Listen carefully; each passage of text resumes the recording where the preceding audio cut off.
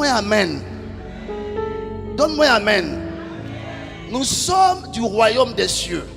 Normalement, un enfant de Dieu, il est apolitique. Normalement. Nous défendons la cause de Jésus partout où nous sommes. La Bible dit nous sommes le sel et la lumière du monde. Donc nous sommes le sel de la terre. Donc le sel de la Côte d'Ivoire, la lumière de la Côte d'Ivoire. Donc tout ce qui peut contribuer à l'épanouissement et à l'évolution de la Côte d'Ivoire, nous devons militer à ça. Donc ce qui est prioritaire, c'est Jésus. Et quelle est la pensée de Jésus pour nous? C'est qu'on soit ici ce soir, qu'on intercède pour la Côte d'Ivoire, qu'on prie. C'est pas qu'on puisse prier 1 minute pour la Côte d'Ivoire. Est-ce qu'on peut se tenir debout s'il vous plaît? La Bible dit priez pour la ville dans laquelle je vous emmènerai. Pourquoi? Parce que la paix, votre paix dépend de la paix de ce pays. Ça va? Je veux qu'on élève la voix sans bord politique, de tout notre cœur. On va dire à Jésus, nous voulons la paix en Côte d'Ivoire. Nous voulons que ta volonté se fasse en Côte d'Ivoire. Est-ce que tu veux élever la voix de là où tu es? On va prier quelques minutes, s'il te plaît. Élève la voix et prie, élève la voix et prie, élève la voix et prie, élève la voix et prie, élève la voix et prie, élève la voix et prie. Il y a quoi?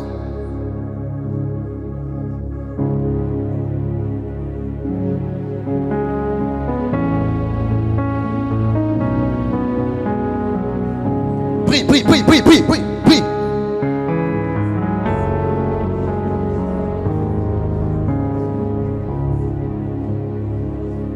Prie pour la Côte d'Ivoire. Dis à Dieu, Seigneur, nous voulons la paix en Côte d'Ivoire. Nous voulons la paix en Côte d'Ivoire. Nous voulons la paix en Côte d'Ivoire. Et nous voulons que ta volonté se fasse en Côte d'Ivoire. Ni la volonté d'un homme, ni la volonté d'un bon politique, ni la volonté d'un parti politique, ni la volonté d'une puissance mondiale. Mais que ta volonté se fasse en Côte d'Ivoire. Seigneur, nous voulons que ta volonté se fasse en Côte d'Ivoire. Prie. C'est pas comme ça que tu vas prier pour la Côte d'Ivoire. Prie de tout ton cœur, Dis à Dieu, nous voulons la paix en Côte d'Ivoire. Nous voulons que ta volonté se fasse en Côte d'Ivoire. Shola bla de la basso de la Bahaïcha de la Anna. No cible de Assa de la Kida Asha. No cible de Ataya Kayadosha. Mosi de Ataso. Loria cible de Kasha de la Zina. Loria sabla la Anda Soligabia Anda Nache. No sabla la Gataïdo Solediasa. L'obra la Boshanamana. Prie, tu peux encore faire plus que ça. Tu peux faire plus que ça. Dis à Dieu, nous voulons la paix en Côte d'Ivoire. Nous voulons que ta volonté se fasse. Nous voulons. Oh, je vois des gens qui ne prient pas encore de tout leur cœur. S'il vous plaît, prions, demandons à Dieu la paix. La paix est sa volonté parfaite pour la Côte d'Ivoire.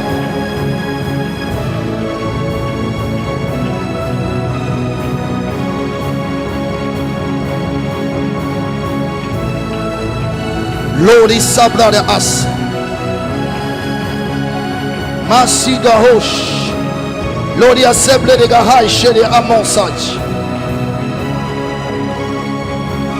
Ta paix règne dans l'atmosphère de la Côte d'Ivoire.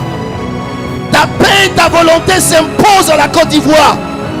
La Bible dit la résolution de l'Éternel est arrêtée. Qui s'y opposera? Ce que son âme désire, il accomplit. Ce que ton âme désire, tu l'exécutes. Accomplis dans cette nation ce que tu veux, ce que tu désires. Seigneur, ce que tu veux, ce que tu désires.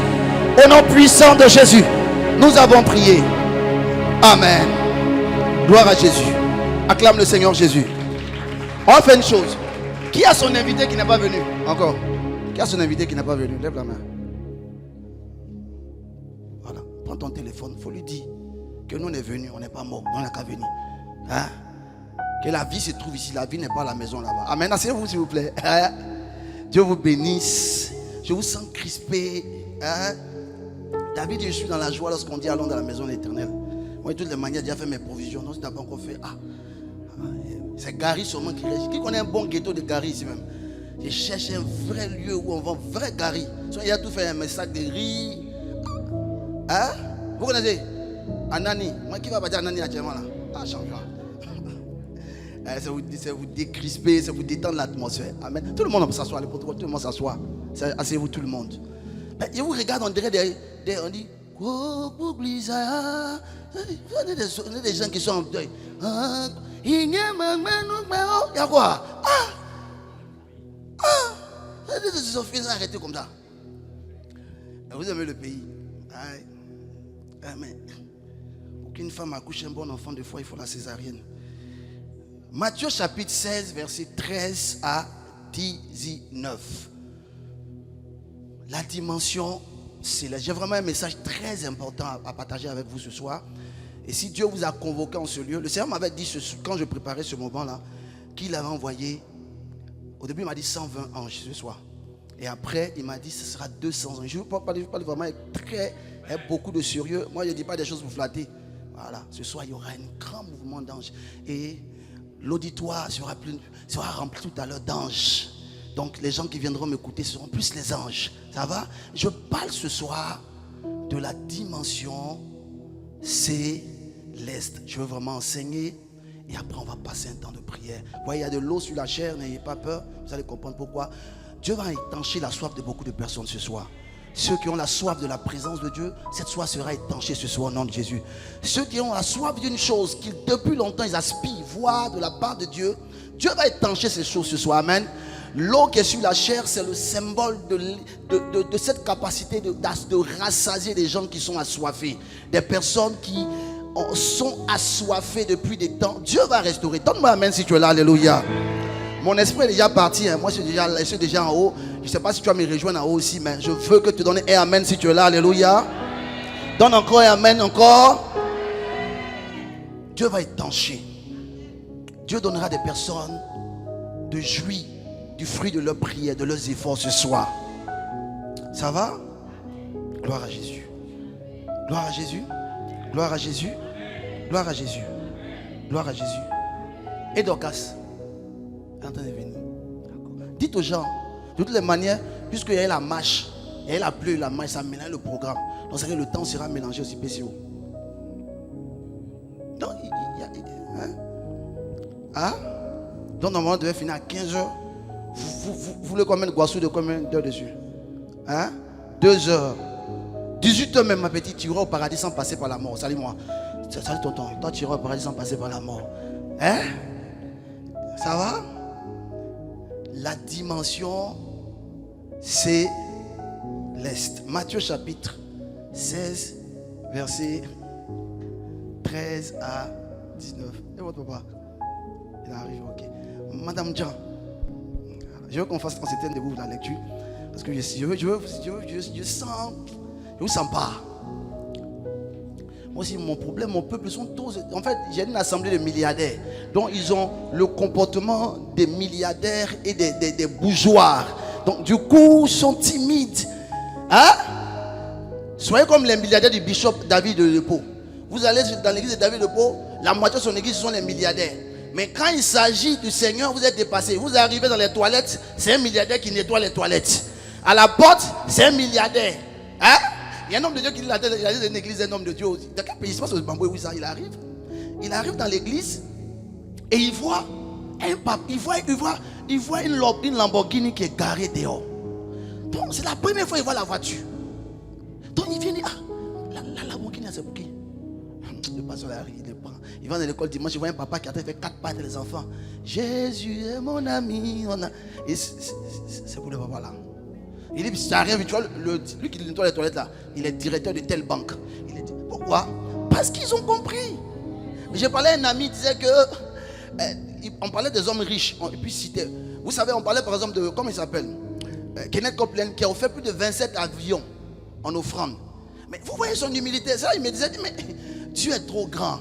Dieu est plus grand que 100 milliards. Il est plus grand que des milliards de milliers. Il est plus grand que la fortune d'Elon Musk. Alléluia. Dieu est trop grand. Est-ce que vous me suivez? Quand vous avez la révélation du Seigneur, c'est une chose là. Voilà. Donc je sais que vous êtes des milliardaires potentiels. Alors, donnez-moi amen. Alléluia. Mais soyez des milliardaires du royaume. Alléluia. Des gens qui laissent l'ego quand ils rentrent dans la présence de Dieu et qui sont prêts à s'humilier devant la face de Dieu. Lisons Matthieu 16, verset 13 à 19. Vas-y, fais la lecture. Mon ami, tu peux venir ici pour m'aider. Je lis la parole de Dieu. Jésus étant arrivé dans le territoire de Césarée de Philippe, demanda à ses disciples, qui dit-on que je suis? Moi, le Fils de l'homme? Il répondit, les uns disent que tu es Jean-Baptiste, les autres Élie, les autres Jérémie ou l'un des prophètes. Et vous, leur dit-il, qui dites-vous que je suis? Simon-Pierre répondit, tu es le Christ, le Fils du Dieu vivant. Jésus, reprenant la parole, lui dit: Tu es heureux, Simon, fils de Jonas, car ce ne sont pas la chair et le sang qui t'ont révélé cela, mais c'est mon Père qui est dans les cieux. Et moi, je te dis que tu es Pierre. Tu es Pierre. Et que sur cette pierre, je bâtirai mon église. Et que les portes du séjour des morts ne prévaudront point contre elle. Je te donnerai les clés du royaume des cieux. Ce que tu liras sur la terre sera lié dans les cieux. Et ce que tu délieras sur la terre sera délié dans les cieux. Parole du Seigneur. Acclamons pour la parole du Seigneur. Veuillez vous asseoir. La dimension. Voilà. En introduction, j'aimerais dire quelque chose. Je dois juste doucement, s'il te plaît. Vous savez, l'une des raisons de la venue de Jésus-Christ sur la terre, l'une des raisons pour lesquelles Jésus est mort et ressuscité, l'une des raisons majeures de la venue du Seigneur Jésus-Christ de Nazareth sur la terre, l'une des raisons pour lesquelles même, je vais aller pousser encore plus loin, pour lesquelles Dieu a créé l'homme, l'une des raisons mystiques, l'une des raisons profondes et secrètes pour lesquelles Dieu a créé l'homme, c'est l'église. Suivez-moi, je vais quelque part avec vous. Attrape ça pour mon frère. L'église est l'un des projets les plus mystérieux. Non seulement les projets les plus mystérieux, mais les projets dont la compréhension est très profonde. L'église est l'un des projets les plus profonds de Dieu le Père. L'une des raisons pour lesquelles Dieu t'a créé et Dieu m'a créé, l'une des raisons, je dirais la raison principale, c'est l'église. L'une des raisons principales pour lesquelles Jésus est venu mourir sur la croix, c'est à cause de l'église. Mais malheureusement, l'une des choses qui est mal comprise par nous qui disons que nous sommes enfants de Dieu, que nous avons la parole, nous avons la vérité, nous sommes membres du royaume, l'une des choses que nous comprenons mal, c'est l'église. C'est quoi l'église? 1. L'église est le corps et la plénitude du Christ. Dans Ephésiens chapitre 1, le verset 23, la Bible 22 à 23, la Bible dit qu'il a placé l'église comme chef. Et l'église, Dieu a placé Jésus comme chef de l'église, qui est son corps et la plénitude de tout. L'église est le corps du Christ, ok? Et l'église est la plénitude du Christ. 2. L'église est l'épouse du Christ. Nous le voyons dans Ephésiens chapitre 5. Lorsque l'apôtre Paul commence à donner des consignes sur le mariage, il va dire: Marie, aimez vos femmes comme quoi? Comme Christ a aimé l'église. L'église est l'épouse du Christ. L'église est la colonne et l'appui de la vérité. Paul dit à Timothée: l'église est la colonne et l'appui de la vérité sur la terre. L'église est la maison de Dieu. L'église est l'ambassade du ciel sur la terre. Dans Daniel chapitre 2, le verset 44 à 45, lorsque Daniel explique la vision de Nebuchadnezzar et qu'il arrive au chapitre de la pierre qui a quitté une montagne et qui a frappé le talon d'Achille de la statue, il dit: cette montagne, cette pierre-là est un royaume qui va remplir la terre et qui va dominer tous les rois et qui ne sera jamais dominé. La seule puissance sur la terre qui va dompter toutes les puissances, c'est l'église. Donne-moi un amen. L'église est cette structure spirituelle que Jésus a bâtie sur la terre, non sur le fondement de l'apôtre Paul comme beaucoup le disent. Les gens disent que l'église est bâtie sur le fondement de Paul, de Pierre du moins. Jamais. L'église est bâtie sur la révélation de l'apôtre Pierre. Et cette révélation-là, c'est le fait qu'il a découvert que Jésus était le Christ. Donc le Christ, l'église a pour fondement la révélation du Christ. Donc quand on parle de l'église, c'est une affaire de quelque chose qui est bâti sur la révélation, non sur une personne. Ouvrez la Bible. Ceux qui ont les Bibles, l'écriture en rouge. Verset 18 de Matthieu 16. Il dit, tu es heureux, Simon, fils de Jonas, la nuit, la chair, la saison qui t'ont révélé, mon Père. Mais je dis que tu es Pierre, c'est P majuscule. Ici, c'est Pétros en grec. Ça veut dire caillou. Et écoutez-moi, ils étaient à Philippiens de Césarée. Philippiens de Césarée, il y avait plusieurs rochers dans l'endroit. Donc quand Jésus leur parlait, il était dans un endroit où il y a beaucoup de rochers. Vous connaissez les gros rochers, non? Chez les Juifs, on construit les maisons sur des rochers. Donc quand il parle, il dit tu es Pierre. Mais sur cette pierre, il montre le rocher. Ce n'est pas l'apôtre Pierre. Il parlait de cette pierre. C'est quoi cette pierre? C'est la révélation du Christ. L'église est bâtie sur ce fondement-là. Et c'est quoi l'église? L'église, c'est l'association des pierres vivantes. Qui sont les pierres vivantes? Ce sont toutes les personnes qui ont reçu Jésus comme Seigneur, Sauveur personnel et qui ont eu la révélation de Jésus comme étant le Christ. Voilà l'église. L'église est l'association de ceux qui ont l'esprit du Christ. L'église, ce n'est pas une communauté. Ce n'est pas un réseau. L'église est le corps du Christ.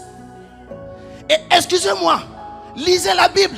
Jésus n'a jamais demandé à un homme de bâtir l'église. Il dit, je bâtirai mon église. Et je bâtirai mon église. Il n'y a aucun pasteur qui est bâtisseur d'une église. C'est faux. Tout pasteur est un instrument que Jésus utilise pour bâtir son église. Et Jésus n'a pas deux églises. Il n'a pas trois églises. Jésus a une seule église que les théologiens appellent l'église universelle. Et cette église-là est le corps du Christ. Arrêtons. L'église, ce n'est pas une association de réseau. Donc, toi et moi, nous sommes l'église. Parce que nous avons Jésus. Si nous avons l'esprit de Jésus en nous, nous sommes l'église. Alors au ciel, Dieu ne connaît pas telle assemblée X, assemblée Y. Donne-moi un amen si tu es là. Toute personne que Dieu a établie berger sur la bergerie du Christ n'est qu'intendante de cette bergerie. Et elle rendra compte de la manière qu'elle a géré cette bergerie. Mais aucune brebis ne t'appartient. Aucune brebis n'appartient à un homme, elle appartient à Jésus. Et nous sommes chargés de gérer ces brebis-là et de rendre compte. J'étais dans la voiture toute la journée, quand j'ai roulé, je sais, me dit, fais bien ton travail. Tu travailles pour moi. La parole ne me laisse pas. Tu travailles pour moi. Fais bien mon travail. Tu travailles pour moi. Donc en fait, il dit oui, tu me sers en servant les âmes que je t'envoie. Tu travailles pour moi. Vous ne m'appartenez pas. Vous appartenez à Jésus. Et j'aime ce que mon père spirituel, l'apôtre Koulibaly, qui sera là le mois prochain, a dit. Acclamons le Seigneur Jésus. Ça sera fort. Il viendra nous bénir. Il a dit une chose. Il dit, toute brebis du Seigneur n'a pas d'abord besoin d'un pasteur. Écoutez très bien le français. Hein? Toute brebis du Seigneur n'a pas d'abord besoin d'un pasteur. Elle a besoin de la vie Jésus. Et elle ira partout où elle pourra trouver cette vie-là. Alors tout ce système où on dit à un fidèle, il ne faut pas écouter un autre pasteur. Tu connais le prix d'une brebis. Le prix d'une brebis coûte le sang de Jésus. Il a établi les 5 ministères pour le perfectionnement des saints en vue de l'œuvre du ministère. Je suis choqué aujourd'hui qu'on dit que quand tu fais un ministère, Dieu n'est pas dans le ministère. Et les gens qui disent qu'ils font l'église, c'est quoi vous appelez l'église? Vous voyez, l'église c'est un bâtiment. L'église c'est le corps du Christ. Il n'y a aucun homme qui peut faire l'église. C'est Jésus seul qui fait l'église. Il dit, je bâtirai mon église. Fouillez-moi dans la Bible où il a demandé à quelqu'un de bâtir l'église. Il n'a jamais dit. Lisez les actes des apôtres jusqu'à l'Apocalypse. Il n'a jamais demandé ça à quelqu'un. Il a dit à Pierre même. Même tu paix. Prends soin. Je n'ai pas le temps pour parler de l'église. Dieu crée parce que Dieu voulait donner une épouse à son fils. Voilà pourquoi Dieu crée les hommes. Le projet de Dieu derrière le fait qu'il t'ait créé. La Bible dit dans Ephésiens chapitre 1 le verset 4 que bien avant la fondation du ciel et de la terre, nous avons déjà été choisis. Donc ça, avant même qu'on ne puisse parler de la terre, de la civilisation adamique, Dieu avait déjà une pensée, c'est donner une épouse à son fils. Et pour que cette esprit puisse venir sur la terre, il fallait qu'il y ait des hommes. Voilà pourquoi Dieu t'a créé. Dieu t'a créé, il m'a créé. Quel privilège d'être l'épouse du Seigneur Jésus. Et je vais vous dire une chose qui va vous choquer. Il n'y a pas une dimension qui s'appelle la dimension de l'épouse. Dès que tu nais de nouveau, tu deviens épouse du Seigneur. Parce que de la même manière que la Bible dit, dans Jean chapitre 1 verset 12, à tous ceux qui l'ont reçu, est-ce qu'il y a une dimension d'enfant de Dieu? Non. Dès que tu nais, dès que tu reçois Jésus, tu deviens enfant de Dieu. Mais il y a une dimension qu'on appelle ami intime de Dieu. Ça, tu dois payer le prix pour y arriver. Mais est-ce qu'il y a une dimension du corps de Christ? Non.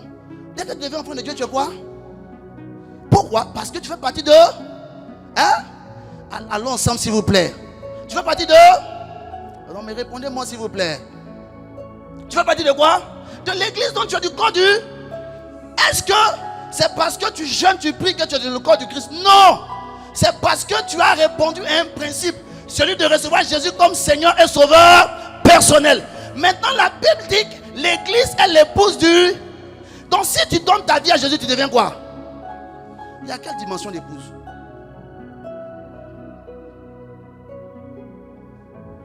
Donc l'une des choses qui caractérise, donne-moi, l'église du Christ, l'une des choses qui fait la particularité de l'église du Christ, c'est le surnaturel. Vous ne pouvez pas parler de l'église de Jésus sans le surnaturel. La nouvelle naissance est une œuvre surnaturelle. Je suis choqué de voir des gens qui parlent en langue mais qui combattent le surnaturel. Le parler en langue est une œuvre surnaturelle. Peux-tu expliquer ce que tu fais? Où vient cette langue-là? D'où sont ces langues que tu parles? Tu connais la prophétie? Oh! Qui peut expliquer? L'on y a fait le lucif, les gars. Ça là, tu as expliqué ça là comment? Ça vient d'où? Hein? Maintenant tu combats le surnaturel. Tandis que tu parles en langue. On ne peut pas dissocier du corps du Christ, dissocier de l'église le surnaturel. L'église du Christ sans le surnaturel devient une ONG. Devient un réseau de psychologie. Devient une morgue ambulante. On ne peut pas. Quand on parle de l'église, la première des choses à laquelle on fait allusion, c'est le surnaturel. L'église est née dans une atmosphère surnaturelle. La Bible de jour de la Pentecôte, il y a eu un vent, il y a eu un bruit, il y a eu des langues de feu et il y a eu de parler en langue. Ça c'est le surnaturel. Donnez-moi un amen. On ne peut pas dissocier. C'est pas possible. C'est pas possible. Que tu parles d'église, tu parles de surnaturel. Alors toi et moi, nous sommes des hommes et des femmes surnaturels. Tape la main de ton voisin, dis je suis surnaturel. Dis-lui je suis surnaturel. Mon ami, salut quelqu'un, il y a quoi? Tu penses à où? Tu es où même? Tu es où mon gars? Dis à quelqu'un je suis surnaturel. Alléluia. On acclame pour le Seigneur Jésus-Christ de Nazareth. C'est quoi le surnaturel? Le surnaturel, c'est l'ensemble des phénomènes et des manifestations qui supplantent la loi, les principes et la logique humaine. C'est ça le surnaturel. Le surnaturel, c'est l'ensemble des manifestations et des phénomènes qui découlent de Dieu ou du monde des esprits, dont on ne peut pas expliquer avec la logique. On ne peut pas justifier avec les principes humains. C'est ça le surnaturel. Le surnaturel, c'est le mode de vie de Dieu. C'est le mode de vie de toutes les personnes qui font partie du monde des esprits. Tous les habitants du monde des esprits ont un seul langage, un seul mode de vie. On appelle ça le surnaturel. De la même manière que nous, dans le règne humain, on vit de manière naturelle, dans le règne de Dieu et dans le règne des esprits, ces derniers-là vivent. Et le mode de vie qu'ils utilisent s'appelle le surnaturel. Donne-moi un amen s'il te plaît. Alléluia. Maintenant, suivez-moi. Il existe 3 types de surnaturel. Là, il va dire que ça sera un peu compliqué ce qu'il a dit tout à l'heure. Mais je vous promets de revenir vous expliquer ça plus tôt. Avec les détails, parce que si vous expliquez ça, prend vraiment du temps. Suivez-moi. Très bien. Il existe 3 sources du surnaturel. La première source du surnaturel, ce que j'appelle le surnaturel du royaume astral. Ou du royaume atmosphérique. Écoutez-moi. Dans le Psaume 139, le verset 16, ça serait un peu compliqué de l'expliquer. Tu vas juste sauter parce qu'il veut faire ça, ça prend vraiment du temps. Le surnaturel du royaume astral. Est-ce que vous savez que tout être humain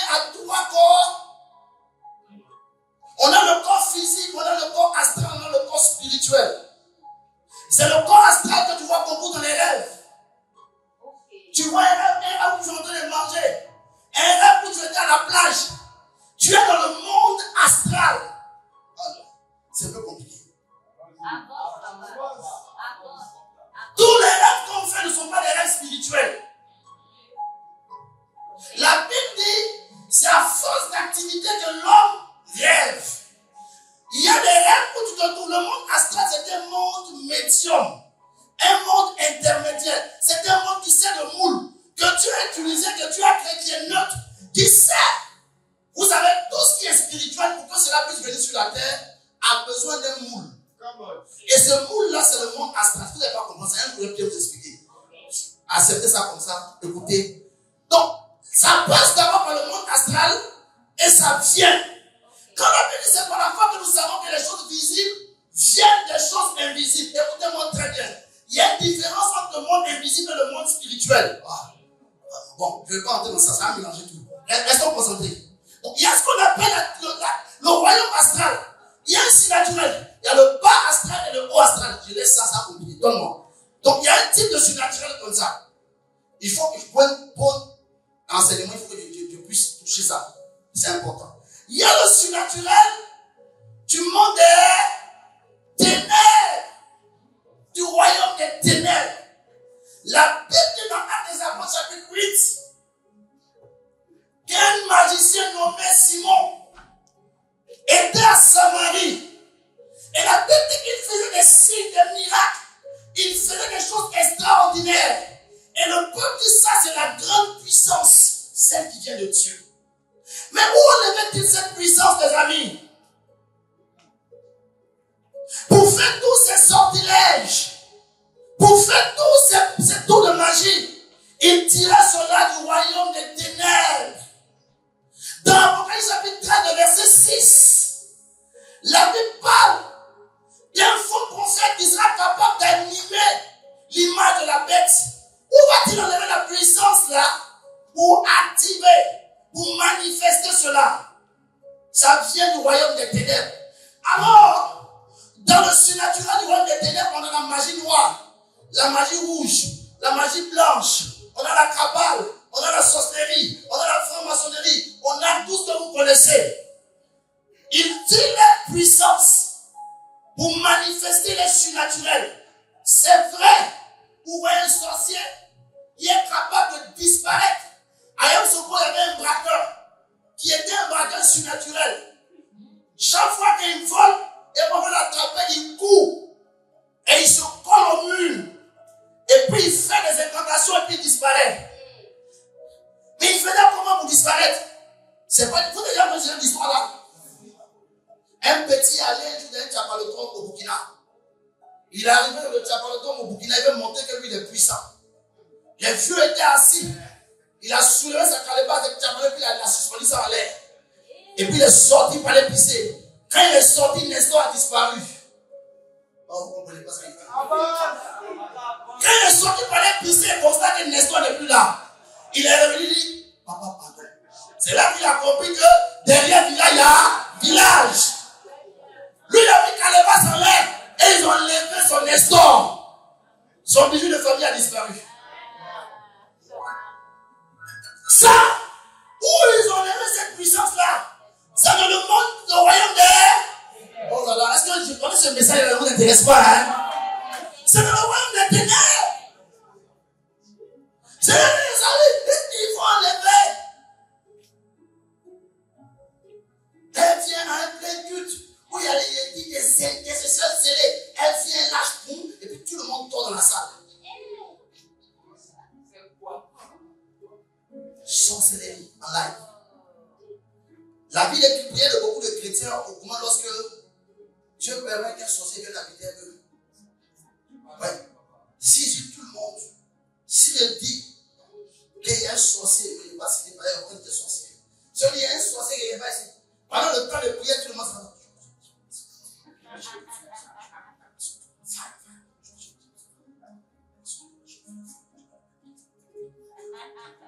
Pourquoi? Parce qu'il y a un danger. Donc, la consécration de beaucoup de personnes dans le Seigneur, c'est à Parfois, il permet que souvent les sorciers viennent chez toi à la maison. Pour que tu puisses avoir une vie de prière. Donne-moi un main si tu es là. Hein? Donnez-moi un main. Les champions au monde de déménagement, c'est les chrétiens. Ils chantent de quartier, ils chantent de maison. Ils sont dans le quartier, là, il y a tout d'attaque. On y a une grande sorcière. Toi, tu n'as pas honte. De la lumière aux ténèbres, qui a plus d'impact? Lorsque les ténèbres sont l'absence de lumière, toi, tu dis que tu es la lumière. Et tu fuis. Prophète, toi, tu vois, est-ce que le quartier? Je te dirais que le quartier est bon. Que le voisin est bon. Même si c'est vrai, non. Et je ne te dirais pas que c'est marabout. La lumière est faite pour être valorisée par les ténèbres. S'il n'y a pas les ténèbres, on ne verra pas, on ne verra pas la lumière. On ne connaît pas la lumière parce que il y a pas. Dieu a parlé de lumière parce qu'au commencement, la terre était informée. Parce qu'il y avait quoi? Les ténèbres au-dessus de eux. C'est là qu'on a connu quelque chose qui s'appelle lumière. Oh non, Dieu a dit va me lever. Ça veut dire que les ténèbres vont s'amplifier dans ta vie. Ça doit souffrir. Dieu va me bénir. Oui, c'est que la souffrance, ça va commencer. Tu aurais la victoire. La victoire. Ça, c'est comme ça. Premier livre de prophétie. Dieu m'a dit, même pas le dimanche. La victoire. Première semaine, deuxième semaine, un mois. Madame Dieu, même chaque dans les femmes. On m'a dit, moi je n'ai que Jésus. Mais là, parce que les gars, le problème va augmenter. Là-dedans, dis-le-nous, que dit ça y est,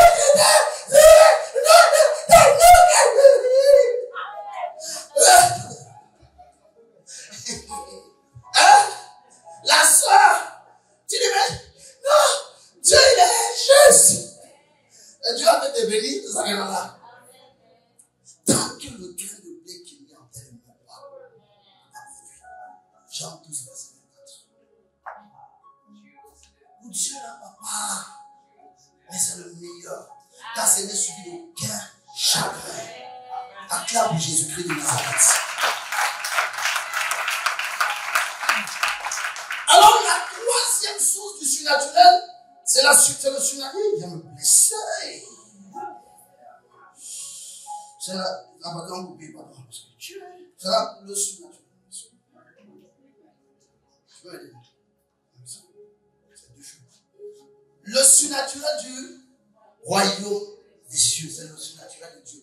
Et c'est autour de ça que mon message va tourner. Est-ce qu'on peut acclamer le Seigneur?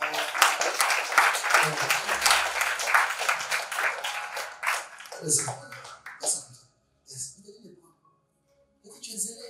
Tu as une belle chérie de venir voir. Donc, suivez-moi très bien. Donc, on parle de l'église. On dit que l'une des choses qu'on ne peut pas omettre, l'une des choses qu'on ne peut pas dissocier de l'église, c'est quoi? Surnaturel. On a dit qu'il existe trois sources.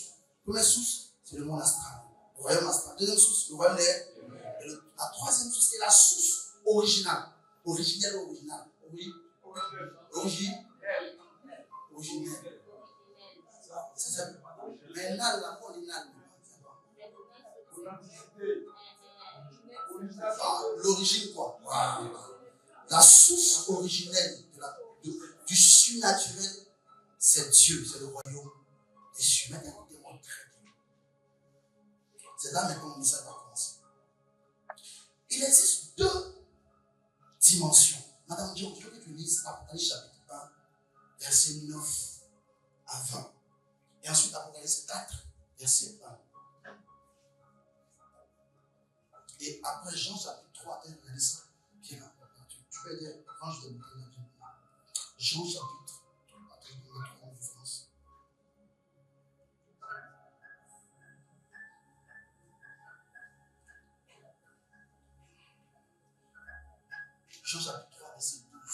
Donc, Apocalypse chapitre 1, verset 8 à 20. Écoutez très bien ce que je vais dire. Je lis la parole de Dieu. Je suis l'alpha et l'oméga, dit le Seigneur Dieu, celui qui est, qui était et qui vient, le Tout-Puissant. Moi, Jean, votre frère, et qui est part avec vous à la tribulation et au royaume, et à la persévérance en Jésus, j'étais dans l'île appelée Patmos. J'étais dans l'île appelée Patmos, oui. À cause de la parole de Dieu. À cause de la parole et du témoignage de Jésus. Et du témoignage de Jésus. Je fus ravi en esprit. Je fus ravi en esprit. Au jour du Seigneur. Je fus ravi en esprit au jour du Seigneur. Ok. Et j'entendis derrière moi. Et j'entendis derrière moi une voix forte. Une voix forte. Comme le son d'une trompette. Comme le son d'une trompette. Qui disait. Ce que tu vois. Ce que tu vois. Écris-le. Écris-le. Dans un livre. Dans un livre. Et envoie-le. Aux 7 églises. Aux 7 églises. À Éphèse. À Smyrne, à Pergame, à Thyatire, à Sardes, à Philadelphie et à Laodicée. Arrête-toi là. Parce qu'on décrit le Seigneur Jésus. Après 4, verset 1. Je lis la parole de Dieu. Oui. Après cela, je regardais, et voici, une porte était ouverte, dans le ciel, la première voix, que j'avais entendue, comme le son d'une trompette, le Seigneur Jésus, oui, et qui me parlait, dit, monte ici, et je te ferai voir, ce qui doit arriver dans la suite des temps. Ok, lis-moi Jean chapitre 3, verset 2. Écoutez-moi, c'est la partie vraiment le cœur du message. Hein? Nous parlons, le sous-thème que je veux traiter ce soir de comment on appelle ça, de la dimension céleste. Je vais vous parler de 4 lois shiftées dans la dimension céleste. Ça va? Vas-y. Jean 3, 12. Je lis la parole de Dieu. Si vous ne croyez pas, quand je vous ai parlé des choses terrestres, comment croirez-vous quand je vous parlerai des choses célestes? Écoutez-moi, il existe 2 dimensions dans le surnaturel du royaume de Dieu, dans le surnaturel de Dieu. La première dimension, c'est ce que j'appelle la dimension du surnaturel terrestre. Écoutez-moi très bien. Jean va recevoir, Madame Jean, c'est quoi? Jean va recevoir une vision. La vision qu'il reçoit, il était sur la terre.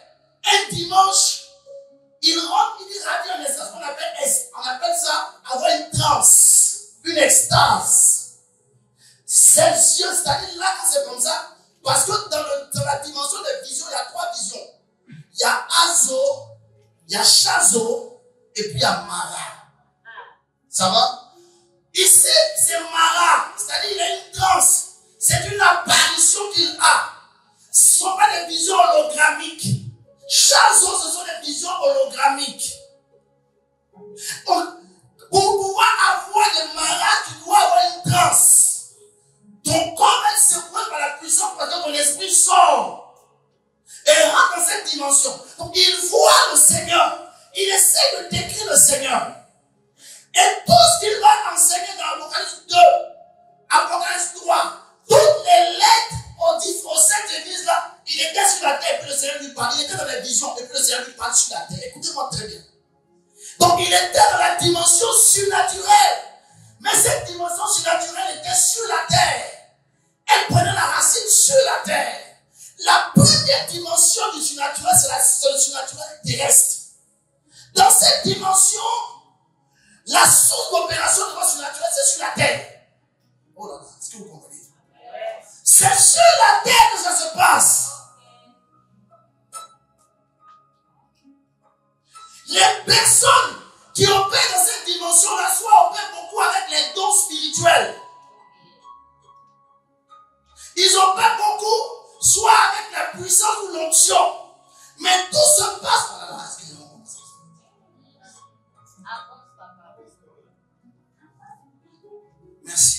J'ai avancé. Merci. Merci, monsieur, pour ça. Il était sur la terre. Tout ce qu'il vivait, c'était dans la dimension terrestre. Il était sur la terre, il voyait la vision. Il y a une dimension du surnaturel qui s'opère uniquement sur la terre. Et les personnes qui opèrent dans cette dimension-là, je les appelle les moins et les terrestres. Ces gens-là, ils ont une connaissance limitée du surnaturel. Parce que ces gens, les choses qui sont d'en haut venir vers eux. Ce n'est pas eux qui vont vers là-bas. Le même Jean, il est dans Apocalypse 1. Il voit une vision sur la terre. Après, il voit une porte ouverte. Mais pourquoi tout ce que Jésus va lui montrer, ne lui montre pas sur la terre ici? Et il doit aller là-bas d'abord. Ce n'est pas la même dimension du surnaturel. Ceux qui opèrent dans le surnaturel terrestre, ils ont un langage limité des choses de Dieu. Ce sont les moins, ce sont les terrestres. Leur message, leur chose de Dieu est diluée avec l'intelligence humaine. Et malheureusement, ceux qui se mettent sur les plateformes qui disent qu'ils sont prophètes, ça attaque les prophètes. Ils ne comprennent pas les choses. Et c'est eux. Suivez-moi. Ces gens-là, les personnes qui sont élevées dans la dimension des moins, il y a 2 degrés plus élevés qui peuvent vivre. Le premier degré, c'est ce que j'appelle la visite des êtres célestes. C'est-à-dire que ça c'est rare, c'est pas tout le temps. C'est pas l'ange qui vient de temps en temps à Bethesda. C'est pas les gens qui peuvent venir tout le temps. C'est-à-dire aujourd'hui Dieu peut permettre qu'un ange vienne vers lui. L'ange commence à lui parler et puis s'en va. Mais il n'a pas la maîtrise. Parce qu'à Bethesda, l'ange venait de temps en temps. Mais pourquoi l'ange ne venait pas tout le temps? Parce que personne ne maîtrisait le système. Oh, le médium de Bethesda, il faut que je prêche ce message-là. Personne ne connaissait le mystère qui pouvait mettre en mouvement cet ange-là. Pourquoi? Parce que tous ceux qui étaient là étaient limités à la dimension terrestre du surnaturel. Oh yes.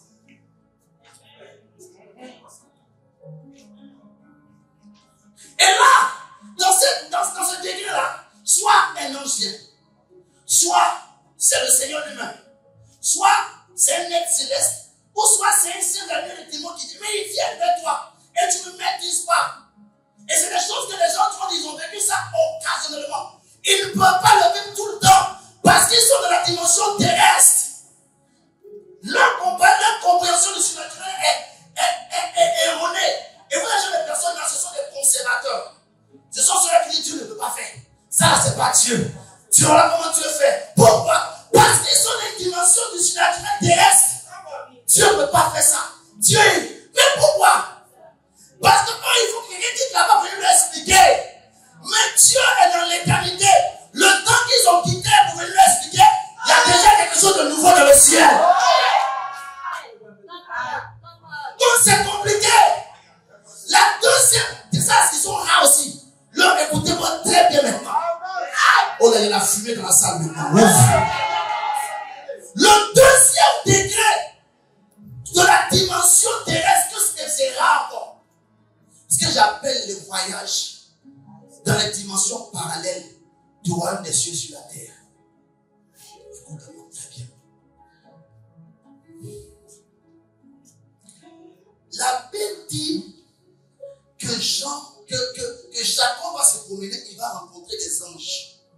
Et il va appeler le lieu là Manaïm. Quoi? Le camp de... Mais les anges, ils sont dans quelle dimension? La dimension surnaturelle.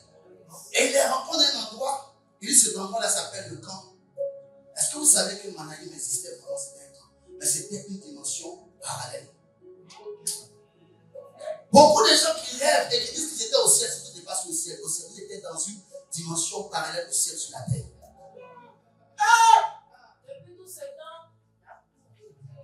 Beaucoup de gens disent non, je suis. Non, c'est ici. Parce que tu n'es pas habilité à aller là-bas. Encore.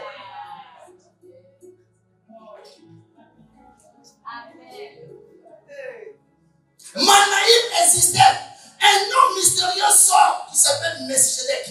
On dit qu'il est roi de Salem. Salem était où? Ce homme sort de la dimension surnaturelle et puis il rentre dans la dimension physique.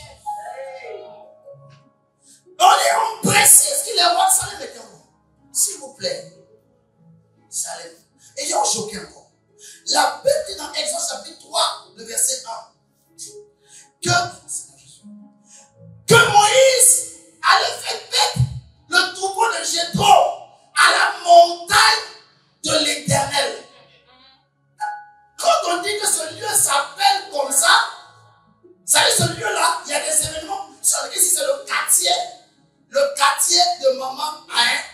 Ça veut dire que maman Aïe a déjà habité dans ce quartier. Ce n'est pas l'événement de la rencontre de Moïse avec Dieu qui a fait qu'on appelle ça la montagne de l'Éternel. Oh. Ça existait. C'était un lieu qui appartenait à Dieu. S'il vous plaît, où se trouve aujourd'hui le jardin d'Éden que tu as planté sur la terre? C'est partout, c'est toujours là. Oh là là. Il existe des dimensions parallèles de Dieu sur la terre. Alors, est-ce que vous savez que même dans le mysticisme, il y a des dimensions parallèles où les occultes font dans des mondes qui sont. Mais, oh, je suis choqué. Est-ce que vous savez que Dieu a des dimensions parallèles sur la mer? Qui vous a dit que la mer appartient seulement au diable? La Bible de l'Apocalypse, il y avait un ange qui avait autorité sur le soleil. Donc, il y avait un ange qui était dans le soleil. Il y avait un ange qui avait autorité dans les eaux. Donc, il y a des anges qui vivent dans l'eau. Mais ils vivent où ça? Ils ont une maison.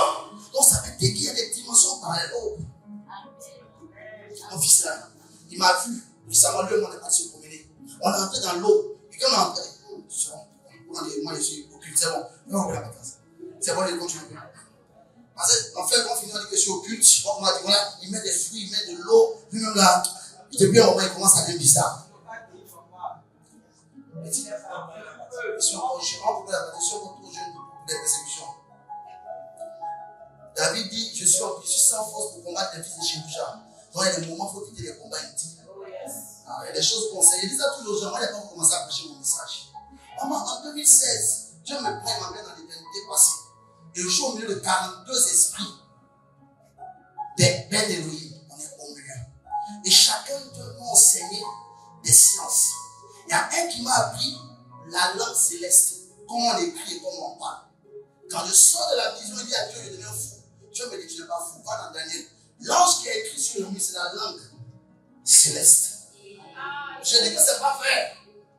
Je vais sur Internet, je rencontre un prophète qui parle de la même expérience que j'ai eue. Et récemment, je rencontre un de mes frères, le prophète Divine, David, mon frère. Je lui dis, j'ai fait une expérience, je l'ai fait. Il a crié.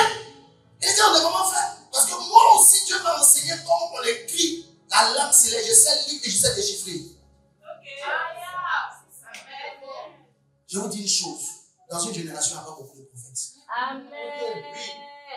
Vous informez. Ceux qui sont prophètes là, il y en a un don de prophétie ou il y en a un don de prophétie. Dans une génération, il n'y a pas beaucoup de prophètes. Il y a beaucoup de fils de prophètes, il n'y a pas beaucoup de prophètes.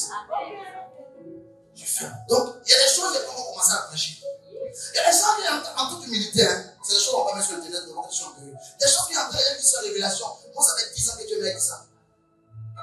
Quand je sors de la vision, tout est en moi. Et ils me disent, on sait jusqu'à ce que tu sois prêt. Et mon ange s'en va de partir, je reviendrai comme ça. Quand tu es là aussi, il était comment? Mon aspect. Il était comment? On va pas manger comment? Souvent, dans le charpentier se trouve le sanctuaire de l'humanité. Je reste à comme ça. Ce sont les rois. Et les rois, malheureusement, c'est eux qui occupaient la plateforme en Côte d'Ivoire ici. Et ils enseignent tout et n'importe quoi. C'est eux qui combattent les soldats des prophètes. Je vois que dans une génération, pas beaucoup de prophètes. Beaucoup de gens les donnent. Vous avez trouvé c'est un prophète, c'est les appelle tant, passer là-bas. Et je vous dis choqué encore. Ceux qui donnent beaucoup de révélations comme ça, ce sont les évangélistes. Les hommes sont beaucoup. Le prophète, regardez. Le prophète a les mystères du royaume. La première chose par laquelle on reconnaît un prophète. On reconnaît un prophète par le nombre d'accès qu'il a. On reconnaît un prophète par le fait qu'il connaît certains mystères de Dieu. On reconnaît un prophète par le fait qu'il peut vous enseigner des choses mystérieuses. C'est ça d'abord. Et on reconnaît un prophète par les oracles qu'il annonce.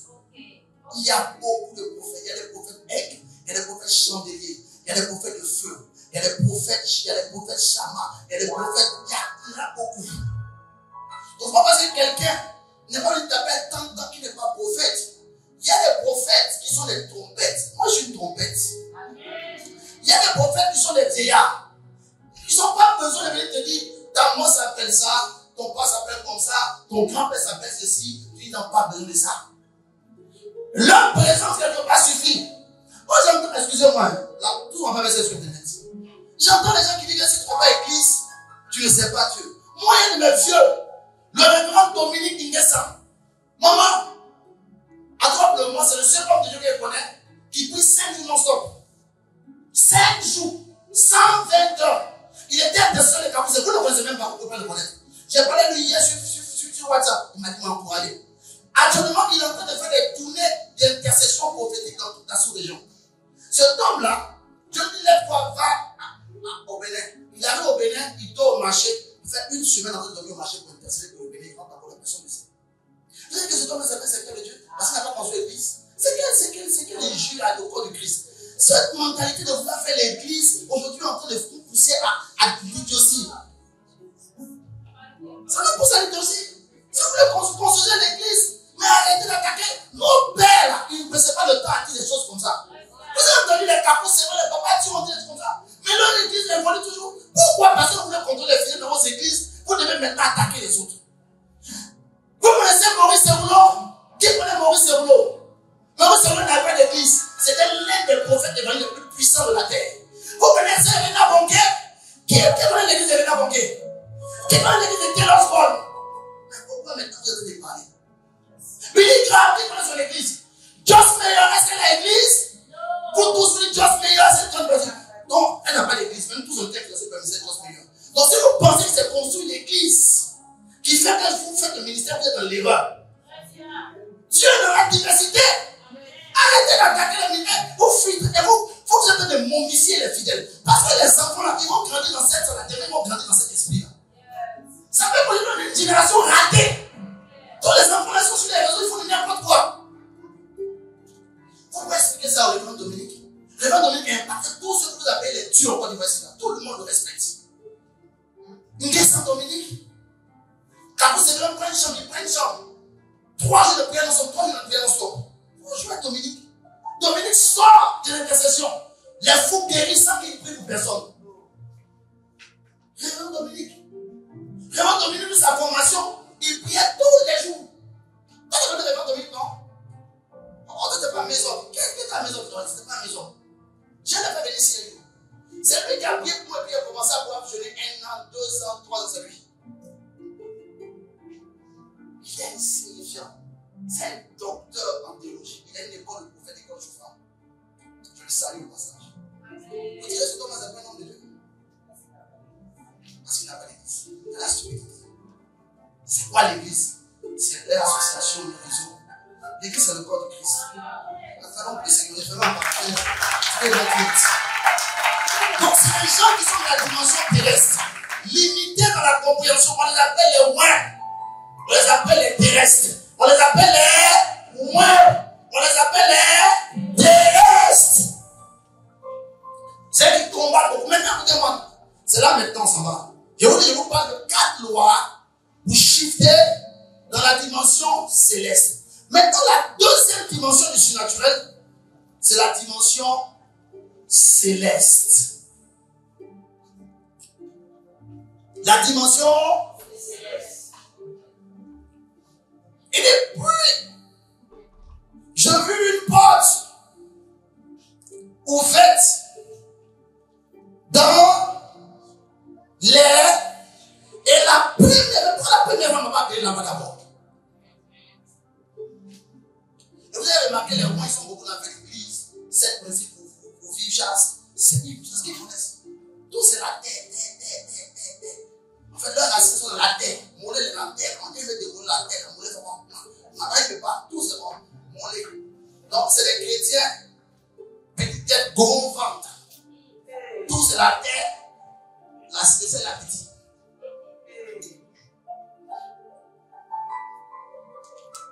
Un homme qui opère dans la dimension céleste du surnaturel, lui, les visitations, je dis, c'est pas de temps en temps, c'est tout le temps.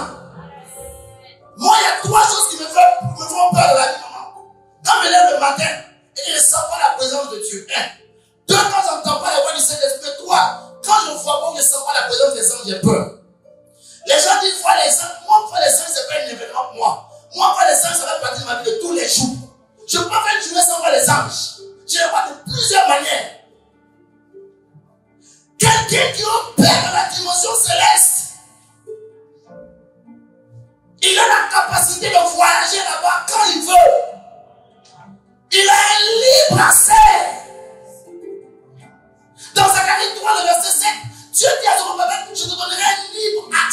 parmi ceux qui sont ici. Il va là-bas quand il veut. Il va là-bas quand il veut. Mais qui vous a dit qu'il y a 3 ciels? Le premier ciel, c'est le firmament. Le deuxième ciel, c'est le ciel satanique. Et puis le troisième, c'est Dieu. La Bible appelle tous. Réjouis-toi cieux. Malheur à vous terre. Car quoi? Satan avec quoi? Mais comment il est descendu des cieux aussi encore? Satan s'est assis dans les couches atmosphériques. Ça n'a rien à voir les cieux. Il y a ce qu'on appelle le ciel intermédiaire, qu'on appelle le monde des esprits. Quand on meurt, ça va nous tous au revoir d'abord. On est parqué là-bas. C'est un univers. Il y a des civilisations là-bas. C'est là-bas que tout ce qui est grande découverte de technologie quitte, téléphone, pour faciliter la communication. Comme on n'a pas des humains, on arrive là-bas.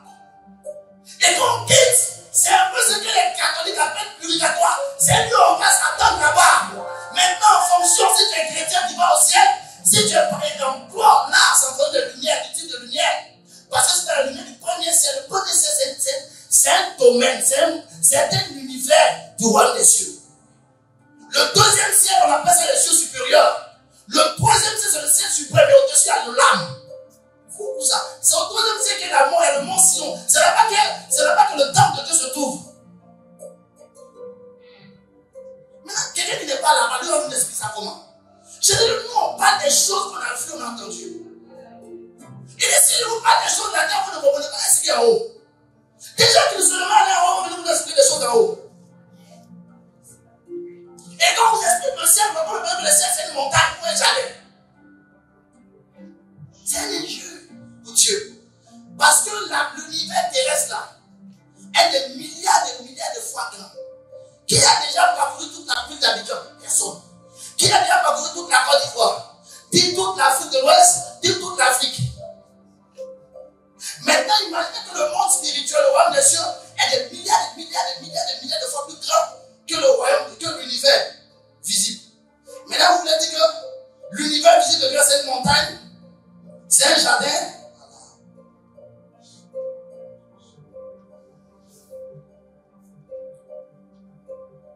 Il est allé à Jérusalem. Jérusalem, c'est la ville du roi, c'est la ville de ton père. Donc, ceux qui ont des espérances vont de voir Jérusalem en haut. C'est ce qu'ils voient. Mais le monde spirituel est vaste, on ne pourra jamais. Il existe des milliards d'univers dans la dimension spirituelle. Maintenant, les gens qui sont allés, ils ont dormi, ils sont dans un jardin. Ils ont aussi le paradis, jardin. Donc, nous, on mourit sur le jardin, on va vivre. Il existe des civilisations dans les cieux. La Bible dit les cieux. Il n'y a pas 3 cieux. Parce que les cieux, ça veut dire qu'il y a 2 cieux. Des cieux, ça veut dire 4 cieux. Ça veut dire 3 cieux. Alors, nous sommes là dedans. Les cieux, ça veut dire 4 cieux. Non. Ça veut dire 3 cieux. Il existe des milliards de cieux. Mais ce n'est pas là mon propos. Allez sur Internet, j'ai prêché sur les mondes célestes. Donc, ce gars-là, ceux qui opèrent dans cette dimension, ils ont affaire en haut. Leur esprit est programmé et paramétré pour aller toujours là-bas. Et c'est dans cette dimension-là Dieu veut qu'on parte. Parce que chaque fois que Dieu fait sortir une parole, la Bible dit dans Luc chapitre 8, verset 11, la parole c'est la sémence. Chaque fois que Dieu vous donne une parole, c'est une sémence qui lance en vous. Et le pouvoir dans la semence, c'est que dans la semence se trouve la moisson qu'on désire. Alors si Dieu veut t'envoyer dans une dimension, il commence toujours par la parole. C'est la dimension. Oh, les gens sont perdus. Les gens sont perdus. Le ciel existe.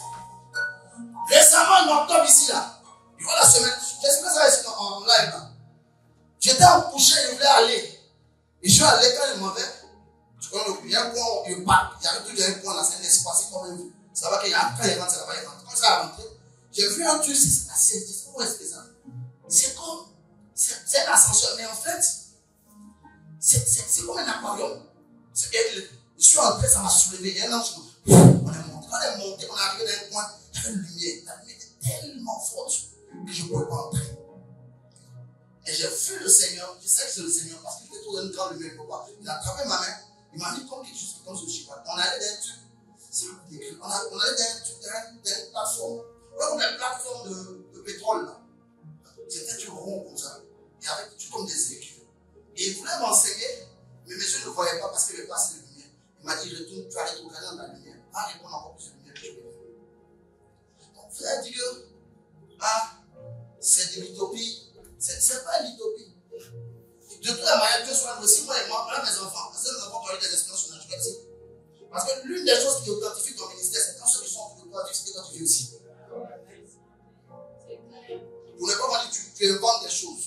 Au moins, il y a 3-4 de mes enfants comme ça qui ont vu des choses qui m'ont appelé. Ça, au moins, ça atteste. Je ne suis pas de vous donner des histoires.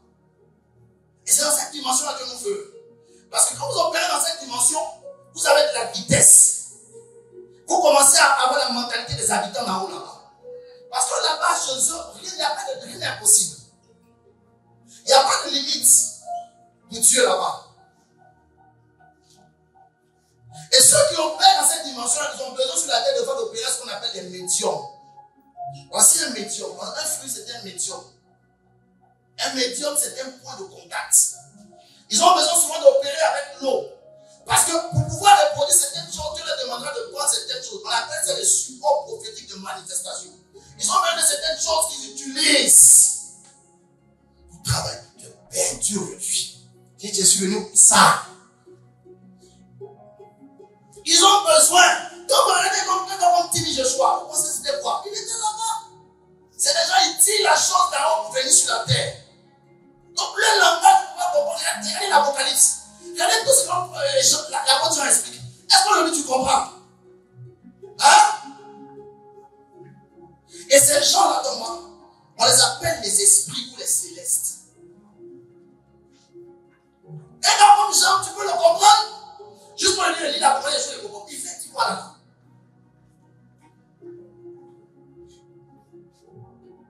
Il y a des hommes de Dieu, je vous dis, que je ne comprends pas. Parce qu'il ne parle pas le langage des terrestres, il parle le langage céleste. On était en plein 27 minutes de prière, un ange est sorti d'une porte. Il s'appelle lumière. Il a commencé à annoncer, je ne comprends pas. Juste pour dire les choses qu'il a dit, il ne comprend pas, qu'il se fait bêtise. Pourquoi? Parce qu'il parle sur le langage céleste. Sur la terre, tout ce que Dieu expliquait, à Jean était clair. Mais quand il montre, ce sont des images,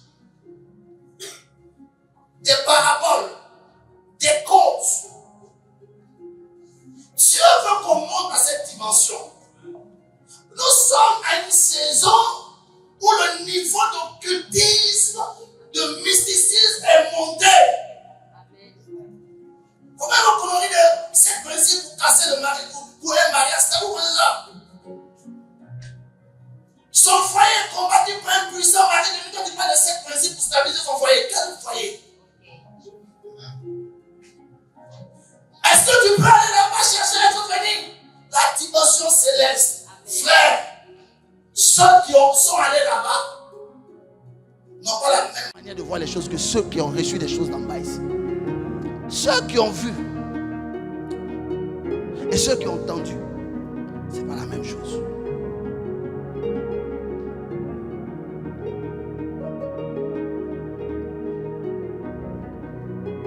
Je peux parler? Je peux parler? Je peux parler?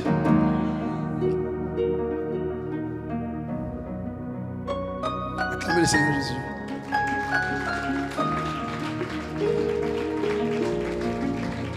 Dieu dit, monte ici. Tu dois vivre cette dimension. Qui veut vivre cette dimension-là? Qui veut vivre? Qui veut vivre? Tu es barré en lunettes, tu as mal aux yeux. Qui veut vivre?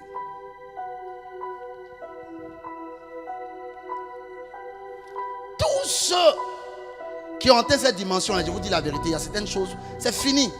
Ta manière de voir les choses, ça change. On dit non. Ah lui là, quand il prêche ces choses qu'il dit là, c'est pas comme tout le monde. Mais c'est comme tout le monde, pourquoi?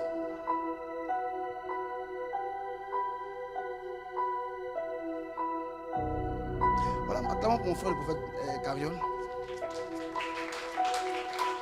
C'est que l'atmosphère est gâtée. Vous voyez? Mon frère est là. Écoutez-moi très bien. Mon Dieu m'a fait grâce. La plupart des messages que je prêche, je n'ai jamais préparé ça. Je ne m'assois pas pour aller lire le livre. C'est ce que vous dites là. Soit je suis assis, il y a quelqu'un qui vient, qui me parle et puis qui retourne. Ou bien on me prend, on va avec moi là-bas, on m'enseigne et puis il revient. Mais ça se fait tellement vite. Dieu m'est témoin.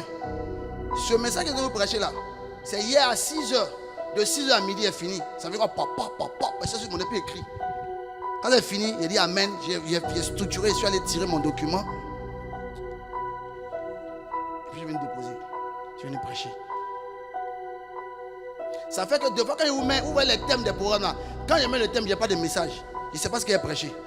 Voilà, Alex, je lui dis ça. Lui, c'est mon frère, il ne peut pas. Voilà, Carriole. Quelqu'un, on est toujours ensemble. Je lui dis, juste après, il n'y a pas encore eu le message. Hein. Et le Seigneur me dit, j'ai dit, on va te donner le message. Ou bien, va au jardin botanique, il y a quelqu'un qui t'attend là-bas, il va te donner le message. Et quand il arrive au jardin botanique, il y a quelqu'un qui, je vois les pas de quelqu'un qui vient vers moi. Un moment, c'est quelqu'un, un saint. Bon, c'est deux, mais tout ça, on ne va pas mettre sur Internet. Donc, je peux vous parler ici. C'est considérant que tout ce que je dis là, ça reste en tout ici. Soit il y a un prophète, un saint prophète qui vient vers moi. Et quand il vient, et puis me touche, puis me dit voilà. Ou soit c'est un ange. Un moment, j'allais dans une montagne. Il y avait un vieux là-bas qui m'attendait, qui me parlait et qui m'enseignait les choses. Je suis trop descendu même. Le Seigneur m'a fait des reproches parce qu'il y a des choses qu'il m'a demandé de faire que j'ai arrêté de faire. Je savais comment faire pour monter. Si tout à l'heure je dis qu'il est monté pour aller prendre des choses, je viens. Je vais aller prendre et je vais venir. J'étais avec mon père spirituel avant-hier, mercredi. Et il m'a dit, toi, Joël, ton ministère, c'est un ministère où tu dois aller prendre des choses mystérieuses en haut et revenir donner sur la terre. Là, mon frère, il peut témoigner. Ça fait que moi, mes trucs sont bruts. Je ne sais pas. Moi, mes messages, là, ce n'est pas des messages, c'est brut. Et Dieu merci, Dieu m'a fait la grâce de marcher avec des hommes de Dieu, comme lui, comme ça. Des fois, quand il reçoit un truc brut, je viens lui demander et il m'explique. Ah, je crois que je vois ce que ça signifie, je ne comprends pas. La connaissance là-bas est trop poussée. Quand tu quittes dans ces choses-là, tu vas dire que Dieu n'existe pas. Hein? C'est vrai que des fois la galère fait que les problèmes. En Colombayale, promotionnellement quand tu manques si bas, Manimanko, c'est trop. Hein? En témoignant, on dit quoi?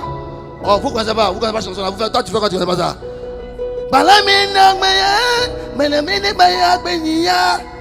Oh, wow.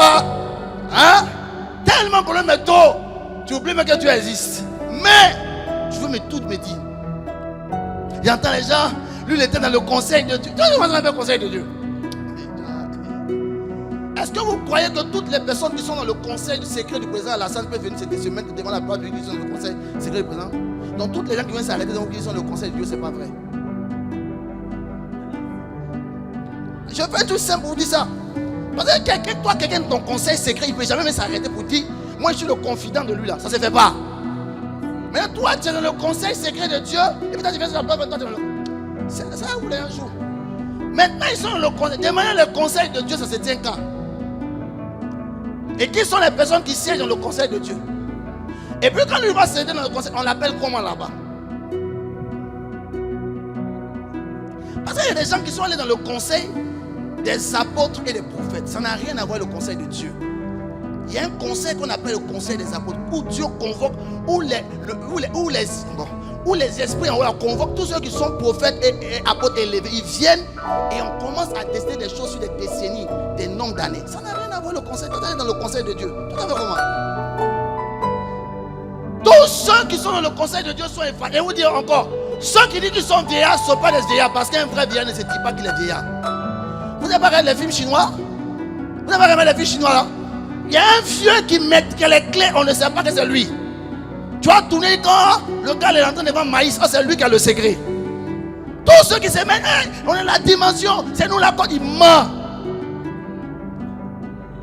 Parce que l'une des choses qu'on ne te permet pas dans le monde spirituel, c'est que tu voles la gloire à celui qui est assis sur le trône. Donc quelqu'un qui met trop en escalier, il n'est pas du royaume. C'est un oin, ce n'est pas un esprit. Parce que l'une des choses qui caractérise les esprits, donnerons toujours la gloire. Qui veut être un esprit ici ce soir? Donc je parle de 4 choses maintenant. C'est là pour aller shifter dans la dimension. Oh là, j'aime cette chose-là. J'aime le surnaturel. J'aime cette dimension-là. Moi, mon surnaturel, c'est pas vous donner ta date de naissance. Tu as marié Djeb. Moi, c'est pas ça. Voilà. Jusqu'à présent, ce que Dieu fait moi, c'est des choses qu'il vient t'enseigner, moi. Au départ, quand ça a commencé, il disait qu'est-ce qu'il ne devient pas fou. Je suis là. Et puis, il y a comme l'impression que je suis au ciel. Et moi, je disais, hey, papa, est-ce qu'il ne devient pas fou? Il m'a dit non. Il a quand même expliqué, voilà, toi, c'est comme ça, c'est comme ça, c'est comme ça, c'est comme ça. C'est quoi? Et des pères qui sont illuminés. Si on va te dire que c'est un esprit de mort que tu as vu. Je lui demande, papa, j'ai vu tel prophète qui est venu me parler, tel prophète de la Bible qui est venu me parler. Il m'a dit ça, il m'amène dans tel coin. Il m'a regardé et dit, ok. C'est un vieux esprit, il m'a regardé et dit, d'accord. Un homme céleste a le secret de la manipulation des systèmes des esprits. Il peut manipuler le monde des esprits. Il y a des prophètes là, ils vont pas te dire ton nom, mais ils doivent venir dans le quartier pour manipuler l'atmosphère. Pour que l'atmosphère soit favorable pour que les gens travaillent. Est-ce que vous pensez que l'église prospère à cause de quoi? Les Jean-Marie Domoro, les Kakou Sévérin ont payé le prix pour que l'église s'ouvre aujourd'hui. Pourquoi nous on peut parler de méga church? Combattre le prophétique, c'est insulter le sang de ces jeunes derniers là. C'est cracher sur le sacrifice.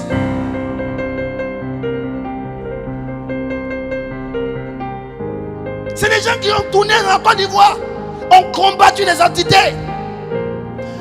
Paul nous dit qu'il a combattu des monstres à Éphèse. C'est parce qu'il a fini de combattre ces monstres-là que l'église d'Éphèse prospérait. Maintenant, quand tu as te levé un petit pasteur d'Éphèse, tu as dit que c'est moi, je suis fort, je fais croissance d'église. C'est parce qu'il y a quelqu'un qui a combattu des entités. Cet homme-là a combattu, Kakou Sévérin, a combattu la Rose-Croix, a combattu les entités qui se passent. Aujourd'hui, tout ce qu'on vit là, excusez-moi, nous sommes dans la moisson de la sémence de Kakou Sévérin. Ce qu'on vit ici là, c'est un homme, des hommes, une génération qui a payé un prix. Ils sont morts en leur temps. Dieu n'avait pas mis dans leur cœur le désir de faire l'église. Dieu n'avait mis à cœur le désir d'envoyer un réveil spirituel dans l'atmosphère. Ils ont la lumière adéquate.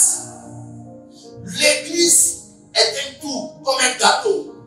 Il y a la levure, il y a le sucre, il y a la farine, il y a les œufs, il y a tout et le gâteau sort. Mais est-ce que quand tu manges c'est tout? Mais est-ce que tu sais que le gâteau c'est un ensemble? C'est comme ça qu'il existe. Acclamez le Seigneur.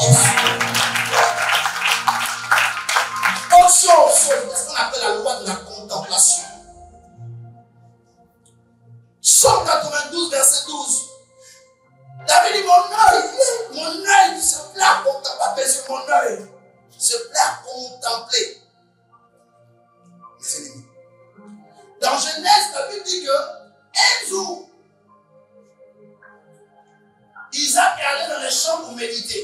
C'est quoi la contemplation? La contemplation, c'est l'art de la méditation. C'est quoi la méditation? La méditation, c'est l'art d'observer une chose avec soit les yeux de son cœur, pas les yeux physiques, mais les yeux de ton cœur, ou ton œil le plus élevé, le 7e œil, l'œil du prophète, pour voir et comprendre les choses. Ce qui fait partie, regardez, écoutez-moi la chose. Parler la langue est bon. Mais ceux qui veulent monter, apprenez à faire la contemplation. Contempler, c'est une forme de méditation. La Bible dit Isaac allait dans les champs méditer. C'est là que Rebecca venait avec Élisée de Damas. La contemplation, la méditation se fait dans le calme intérieur, le calme extérieur. Un peu calme, sans bruit. Tu restes là. Tu te concentres peut-être sur une scène de la Bible. Tu te concentres sur le Seigneur. C'est comme ça qu'on shift là-bas.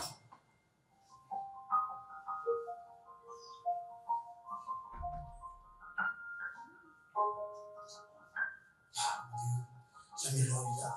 Tu le nom ça. Ça va? Vous m'aimez comme ça pourquoi? Seulement. Comment baiser? Regarde pas comme ça. La contemplation.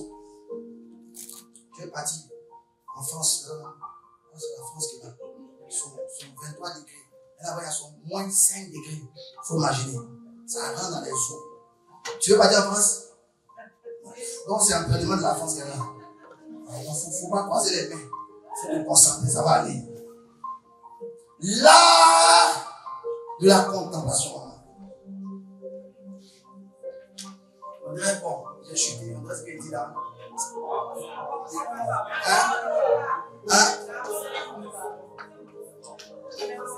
J'ai fait un songe. Dans le songe où, supposons que j'ai vu un ange qui m'a dit depuis le temps, ça arrête, mais il y a une scène qui est restée dans mon esprit. Je vais en méditation avec la scène. Je vais retrouver la suite. Ou même je vais carrément revivre toute la scène et aller plus en profondeur.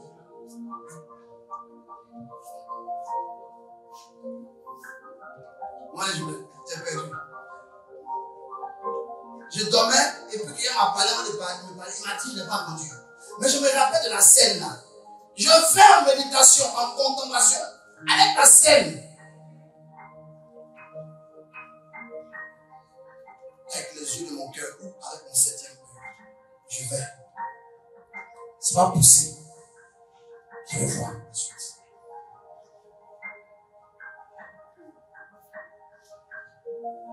Les gens dans les chambres, ils mettaient sa femme. Parce que la Bible ne prend pas la peine de dire des choses pour dire. Si la Bible insiste qu'on dit qu'il allait méditer, il mettait sur quoi? Donc sa méditation a été capable de concevoir. La méditation, c'est l'art de la couveuse. C'est l'art de couver les promesses. Pour qu'un œuf puisse se former et que le poussé se forme en lui, il a besoin d'une couveuse, la chaleur de la poule. Pour l'œuf se forme. La méditation, c'est l'art de la couveuse. En couvant, tu baisses.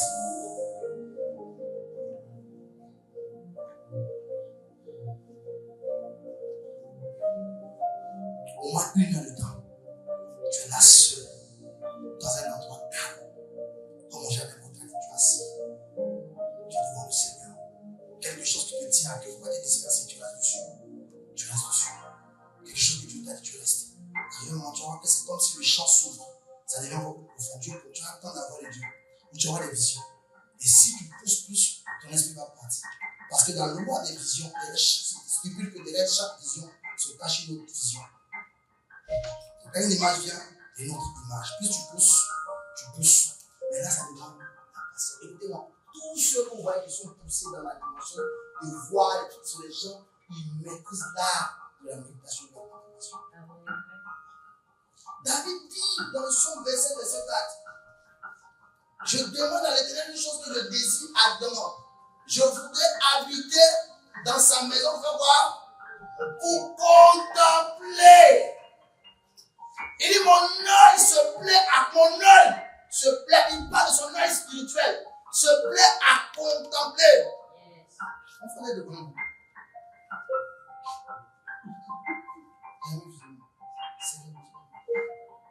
C'est toi. You're welcome. Tu ne dois pas la mort. Very, very, very, very. Acclamons le Seigneur pour le faire. Ça va? Et je vais chuter et on va prier. Dieu va étancher la soif de beaucoup. Dieu va étancher la soif de beaucoup de personnes ce soir. Et Dieu va étancher la soif de beaucoup de personnes. Dieu nous veut dans la dimension céleste. Je veux qu'on quitte ici, aller mettre en place. Des gens m'appelleront pour le prophète Joël. J'ai senti. J'étais avec maman Aya, maman, on était chez toi à la maison. En peine, on priait. J'ai dit, maman, vois, c'est pas compliqué. On parlait sur elle, papa. Et puis elle me dit, papa, je viens de voir quand Dieu, comme l'impression, c'est pas l'impression, c'est une vision. J'ai vu un être grand derrière toi, tu es prêt, c'est mais tu viens de voir un ange. Quand je te dis, ça commencerait par Azou, des impressions de vision. Ça va se développer. Si tu es fidèle en peu de choses qu'on te donnera, c'est comme ça le monde spirituel. On va t'emmener maintenant dans Chazo. Chaque jour, tu seras fidèle, tu vas avoir des marras. Tu vas commencer à avoir des apparitions.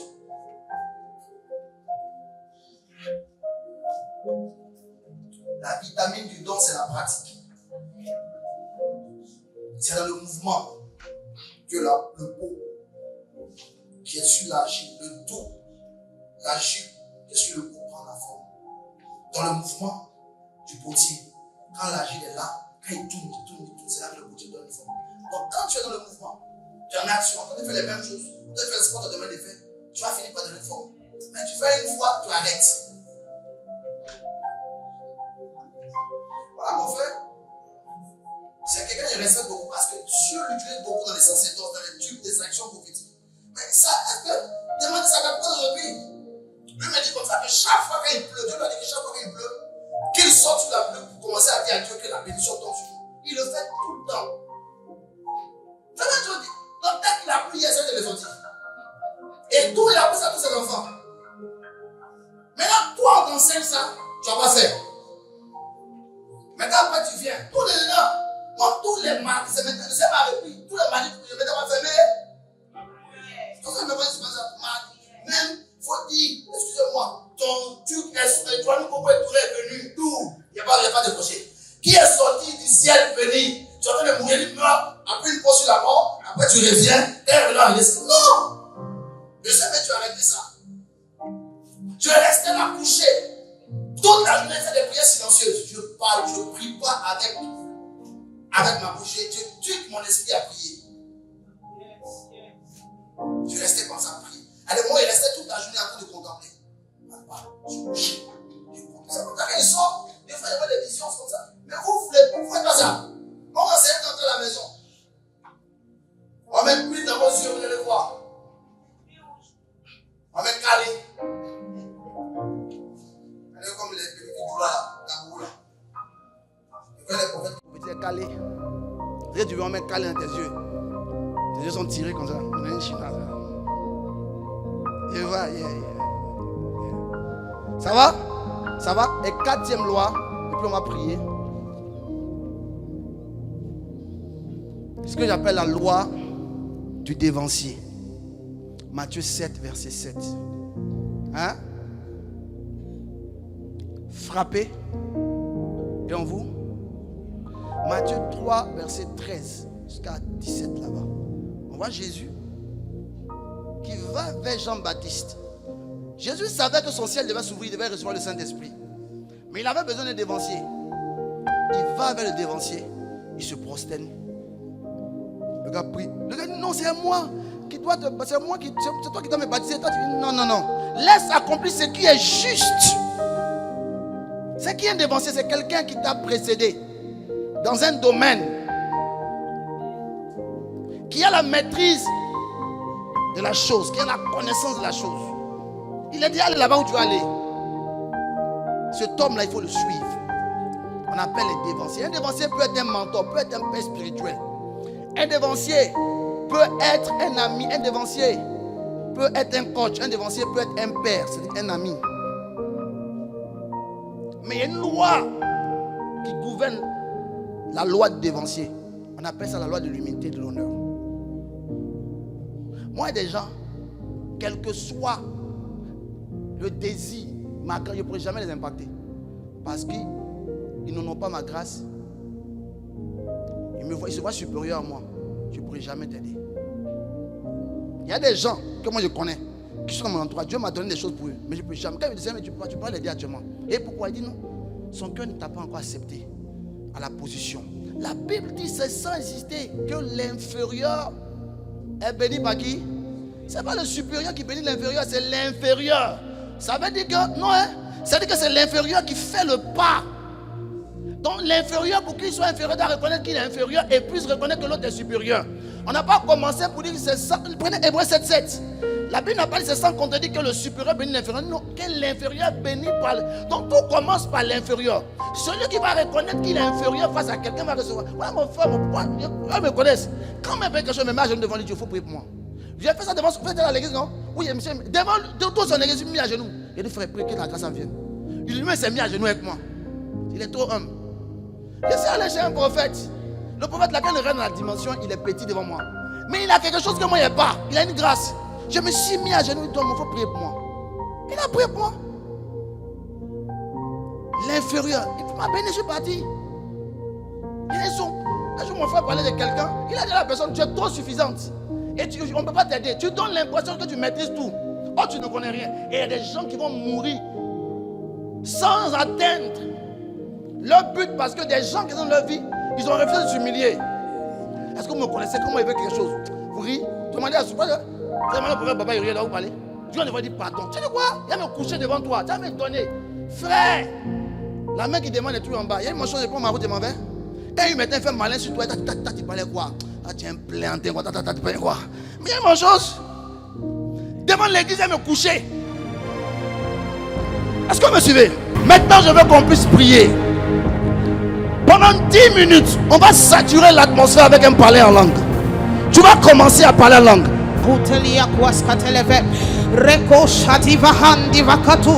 Allez-y, ouvrez la bouche pour prier.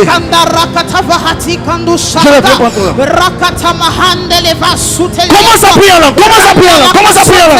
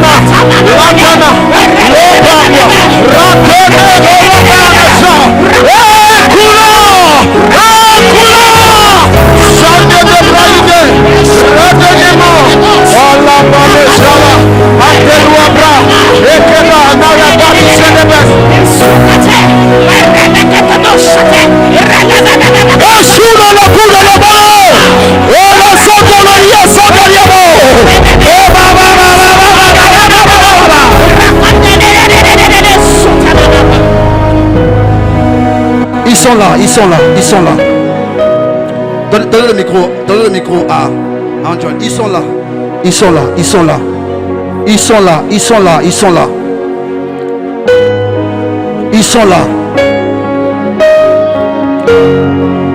Je suis en train de voir une vision. Ils sont en train d'entrer ici. Ils sont là. Oh! Ceux qui sont sensibles vont commencer à voir que l'atmosphère est en train de shifter. Ils sont là. On va adorer le Seigneur. Ils sont là, je sens. Je suis en train de voir comme des lumières qui sont en train d'entrer en ce lieu. Ils sont là. Ils sont ici ce soir.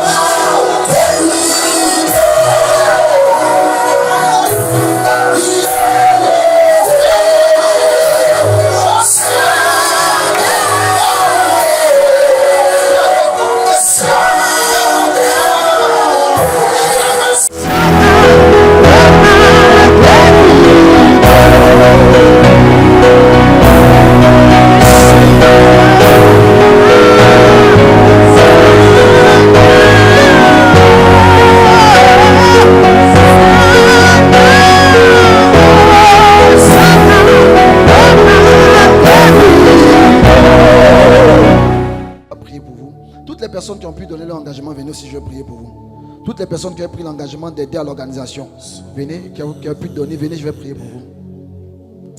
Venez. Venez. Tu as ton engagement. Ok. Dépose ça à l'hôtel. Et quand tu pars, 100 milliards de Père, je prie que tu bénis toutes les personnes qui ont pu honorer leur engagement.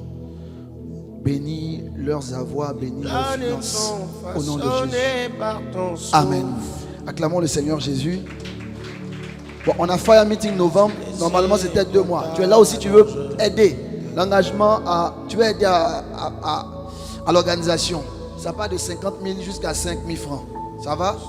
Donc si tu es là, viens, lève la main seulement. Lève la main. Tu veux aider à participer pour l'organisation.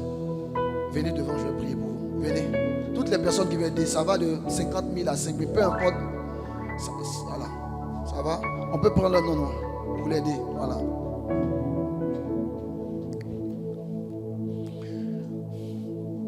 Juste doucement. Vous savez, nous, avec Fire Meeting, Alex et moi, chaque fois, nous on voit la main de Dieu. On découvre. Je me souviens de venir faire un Fire Meeting ici. On n'avait même pas fini de payer la salle. La salle, il nous restait une forte somme d'argent pour payer la salle, payer l'organisation. Celui-là, je me souviens très bien. Tellement la sorcellerie m'a attaqué. Il me restait 1500 dans mon porte-monnaie. La première fois de ma vie. Je ne crois pas. Il doit venir prêcher. Il dit, Seigneur, aujourd'hui là, on va faire comment? On doit payer la sono, on doit payer les caméramans, on va faire comment? Il était assis, il réfléchissait. Et la nuit, c'est la nuit, il m'appelle la veille. Le Seigneur m'a dit, prie, ce sont les sorciers qui attaquent les finances. Bon, passe-toi à ma place, pour t'arrêter. J'ai commencé à bombarder. Quand il bombardait, senti l'atmosphère. Moi, quand l'année va venir, quand il doit avoir l'argent, il y a mon signe. Quand il senti le signe, il dit, oh, c'est gâté. Il va venir. Il ne sait pas comment c'est passé. Je suis assis ici. Une soeur qui a pris un engagement à longtemps, elle est venue. C'était la somme exacte pour payer la salle qui nous manquait. Et puis le reste, pour y la donner. Maintenant, moi, je dois payer mon loyer. C'est-à-dire que la semaine, j'essaie de réfléchir. Mais je sentais dans mon esprit que Dieu a. Parce que vous savez, l'un des signaux, quand tu pries, qui montre que Dieu t'a exaucé, c'est la paix. La Bible dit la paix de Dieu qui surpasse toute intelligence. Garderez vos cœurs, vos pensées en Jésus-Christ. Donc je sentais ça dans mon cœur, Pascal. Donc restez, ne partez pas d'abord. Donc je suis là, Bible boss. Je suis rentré, c'est fini. Il a fini, il recevait les gens. Bon, devant mes offrandes de pouvelles qu'on me donne là, il prend même pour aider certaines personnes à payer leur transport. Donc, ce n'est pas quelque chose qui reste vraiment sur moi. Il y a des gens qui donnent en secret. Tiens ça, mets ça sur toi. Voilà. Et je prends ça aussi pour utiliser par rapport à Zoom, tout qu'on fait. Et je suis là, ma fille Vanessa. Il y a un couple là, il y a une prophétie. Des fois, moi, il y a une prophétie. Il y a une prophétie lointaine là-bas. Et la prophétie, ce n'est pas pour une prophétie, la prophétie s'accomplit. Eux, ils ont dit merci à Dieu parce que la prophétie, mauvaise prophétie, s'accomplit. Ah! On ne comprend pas. Sur une non, prophète, on est venu à une sémence. Ça, c'est mon loyer. Quand il prie, il a touché ça, c'est mon loyer. Quand il a offert, c'était vraiment mon loyer. Toi, tu as dit que Dieu n'existe pas. Se mettre à genoux et prier, ça marche. Malheureusement, 80% des chrétiens ne vivent pas en comptant sur la provision surnaturelle. 95 même. Il y a 5% qui croient en la provision surnaturelle. Moi, j'en fais partie. Ma vie est un témoignage au quotidien que la provision surnaturelle existe. À genoux. Voilà mes enfants ici, je leur donne ça. Je paye. En tout cas, mon salaire là. Le salaire d'un administrateur en Côte d'Ivoire, c'est combien? Hein? Ça va à combien? Mais 300, on va dire 300, 400. C'est comme si plus qu'administrateur. Hein? Oui? Moi, je dépasse ça même. C'est pas deux fois, mais peut-être 2 fois, même 3 fois. C'est à genoux. Hein? Je te dis, ça marche. Matthieu 21, 22. Tout ce que vous avez demandé par la prière avec foi, vous allez le recevoir. C'est comme ça que vous avez compris. La Bible est simple. Je suis à genoux. Au ciel, à l'argent. Que Dieu vous bénisse. Que Dieu bénisse vos avoirs. Que Dieu mette l'argent dans vos mains. Et que Dieu vous donne de pouvoir honorer vos engagements au nom de Jésus. Amen. Je vous dis aussi, je vous lance la puce à l'oreille. On aura Fire Meeting de décembre. En décembre, ensemble, on va organiser. Vous savez, Dieu nous a fait une grâce. À un moment, je prenais l'argent pour organiser Fire Meeting.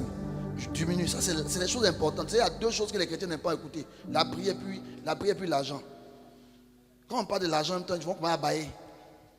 Donc c'est des choses importantes, il faut y parler. Regardez, Dieu m'a fait la grâce. Il faut couper même. Il y a quoi? Tu as dit tu veux jouer. Tu as joué, hein, mon ami. Dieu m'a fait la grâce. C'est moi, des fois, je donnais beaucoup même pour l'organisation de Fire Meeting. Écoutez-moi, s'il vous plaît. Écoutez. Et un jour, je suis allé voir mon frère, le prophète Baba Uriel. On parlait. Et puis il m'a dit, tu fais mal. Dieu m'a dit, te dit, tu fais mal. Que tu ne vas pas bénir les gens qui viennent à tes programmes. Il dit, pourquoi?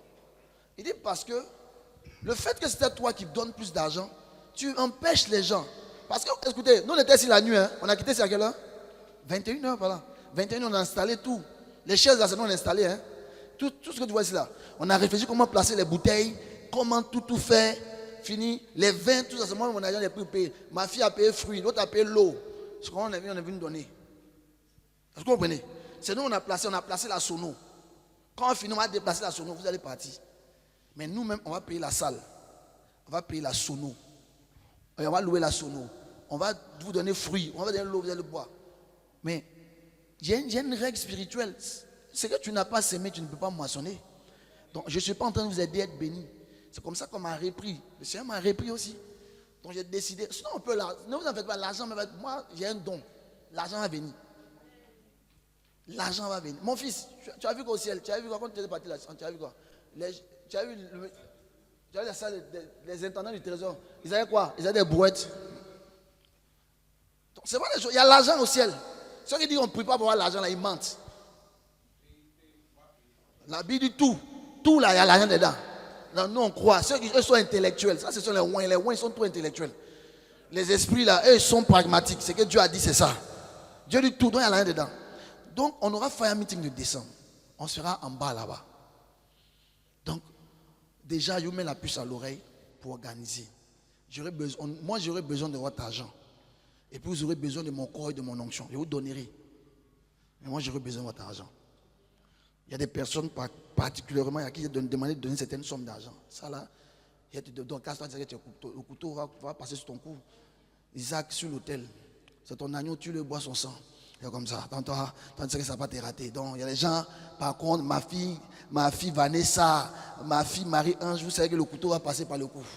Quand le couteau, c'est ces choses qui font mal. Maintenant, tu fuis ton téléphone, je sais, jamais me voir dans tes rêves. Des apparitions.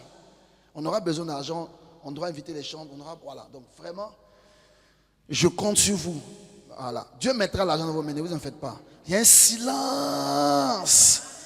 Ne vous en faites pas. L'argent, ce n'est pas pour m'habiller. Hein. Vous voyez l'habillement qu'il porte. C'est Dieu qui donne l'argent à quelqu'un pour me dire de m'habiller. Il y a quelqu'un qui m'habille. Que Dieu bénisse la personne qui m'habille au nom de Jésus. Donc, ce n'est pas l'argent de Fire Meeting qui m'habille. C'est quelqu'un qui a pris sur le cœur de m'habiller. J'étais bien habillé aujourd'hui, non? Vous êtes content? C'est l'argent de quelqu'un. Tu bouges ta tête. Il faut arrêter de bouger ta tête, Chabio. Donc, Dieu nous bénisse. Voilà, on sera ici le samedi. C'est combien le de novembre? Le dernier samedi du mois de novembre, on sera ici. C'est mon père spirituel qui a venu. Est-ce qu'on peut acclamer le Seigneur Jésus? Et j'ai été, quand tu as parlé, Harry, le thème sur lequel mon père spirituel va prêcher, c'est si tu me vois monter. Donc quand tu parlais, il dit voilà, c'est que Dieu est vraiment ici. Hein. Le thème à prêcher, c'est si tu me vois monter. C'est un homme profond dans la parole. Il sera là si tu me vois monter. Donc, il me disait une chose quand on parlait, il m'a dit, est-ce que tu sais, Joël, que quelqu'un qui honore un père, honore tous les pères. Donc, ton père peut faire en sorte que même l'onction qu'il n'a pas, il peut appeler ça sur ta vie. Il m'a expliqué ce mystère-là. C'est un homme mystérieux. Il sera là le 25. Donc, soyons là. Ceux qui ont pris les engagements, s'il vous plaît, on compte sur vous pour organiser ce prochain Fire Meeting. Voilà, il n'y a pas d'autres. On aura couru avec la prophétie 3. Acclamons le Seigneur Jésus. On aura couru avec la prophétie 3. Je vous donnerai la date. Certainement soit la semaine prochaine. Après, il y aurait 7 nuits de vigilants. 7 nuits de vigilants. Le thème, ça sera sentinelle que dit la nuit. On aura un temps de prière. Et en novembre, je vais faire 21 nuits de transfiguration. Soit je vais faire 7 nuits. Parler de Azo, Chazo, Mara. J'avais vu une vision où un ange était arrêté, il prenait des gens, il les mettait dans l'eau, quand ils sortent, leurs yeux devenaient comme des torches. Et c'est comme si Dieu m'a dit, il faut qu'il y ait des personnes en prière pour que leurs yeux s'ouvrent. Donc le Seigneur m'a dit, maintenant c'est 7 nuits. Je commence à minuit, à 1 heure. Je commence à prêcher 1 heure, 2 heures, puis à 3 heures, je prie pour les gens. Donc il fait exprès, pour ne pas que tout le monde soit là. Voilà. Faire comme ça. Mais il y aura 21 nuits de transfiguration. Je vais enseigner des choses vraiment qui vont faire du bien. Vous allez aimer. 20. C'est-à-dire que ceux qui ont AVC, qui ont hypotension, hypertension, diabète, ne venez pas écouter ça. Ça a coupé vos cœurs. Il commence à prêcher. Je lui ai dit, il porte mon boubou blanc. Puis il met ta lit sur ma tête comme ça, comme les Arabes, et puis il fait mon visage quoi. Et là maintenant, puis il commence à enseigner des choses mystérieuses. Hein? Puis quand il prie, on t'active dedans. Les anges, il y a ici là, devant ici là, c'est tête de serpent, ici là, c'est aigle, derrière ici c'est lion, ici.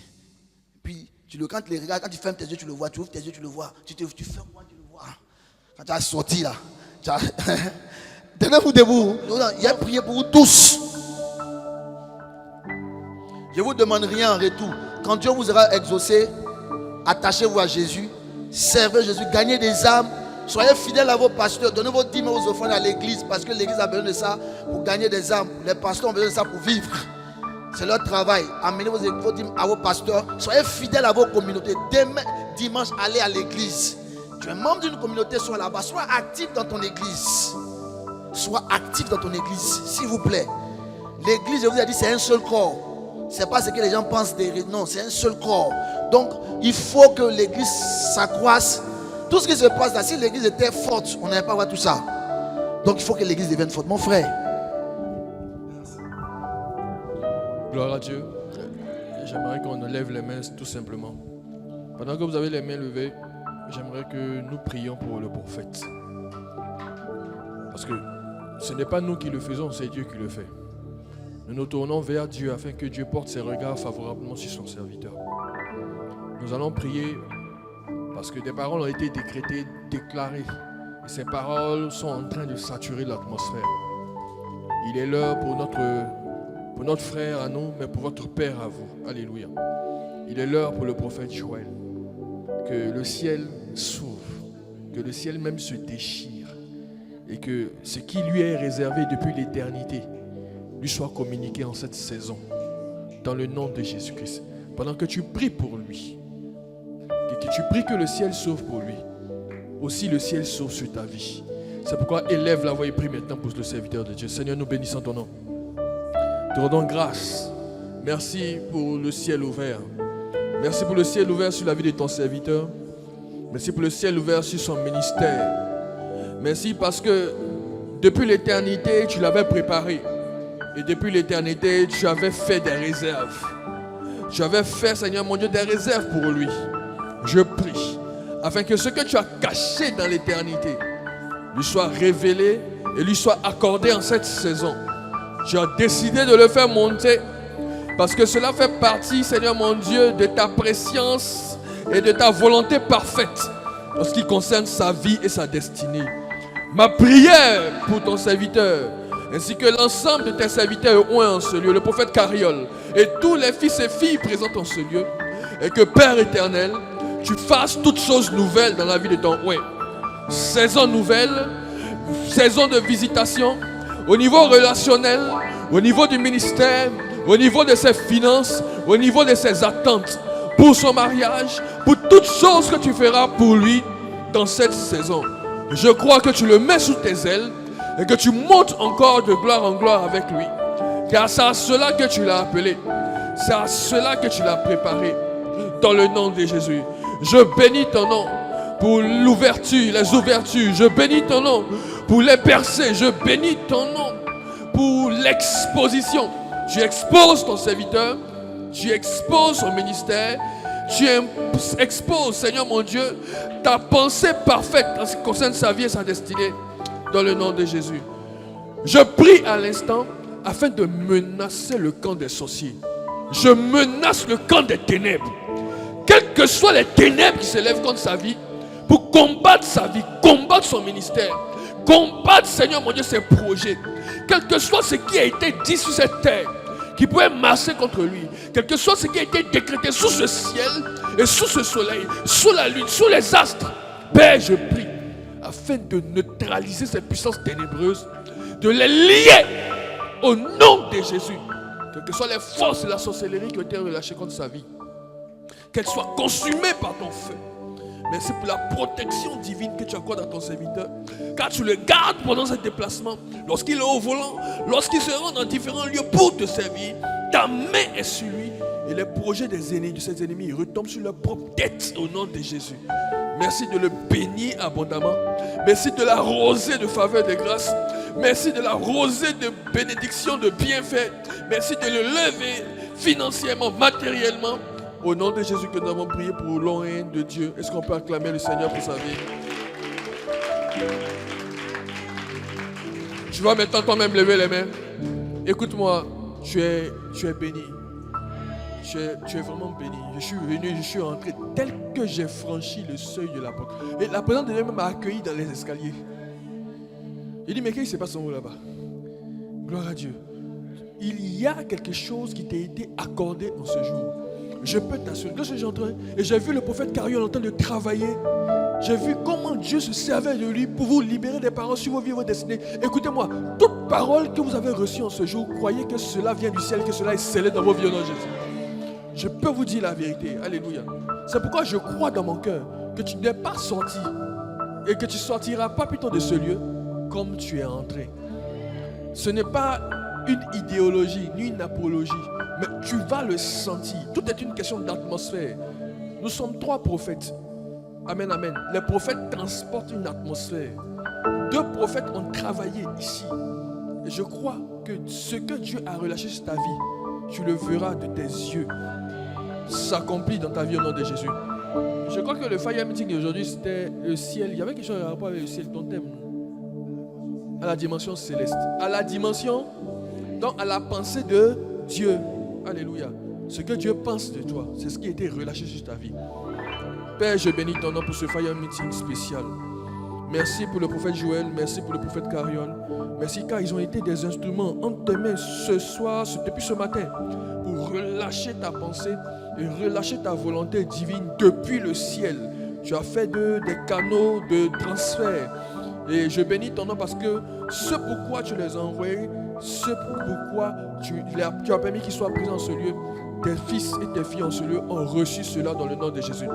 Des percées au niveau du ministère, des percées au niveau des finances, des percées au niveau du travail, des percées au niveau familial, des percées au niveau marital. Père, je bénis ton nom pour le repositionnement, la restauration, la grande faveur que tu as libérée sur la vie de tes enfants en ce lieu, de ton peuple.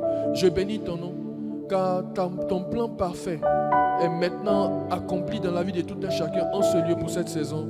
Au nom de Jésus-Christ, tu dis Amen 7 fois et tu acclames le Seigneur. Amen, Amen, Amen, Amen, Amen, Amen, Amen. Et tu acclames le Seigneur.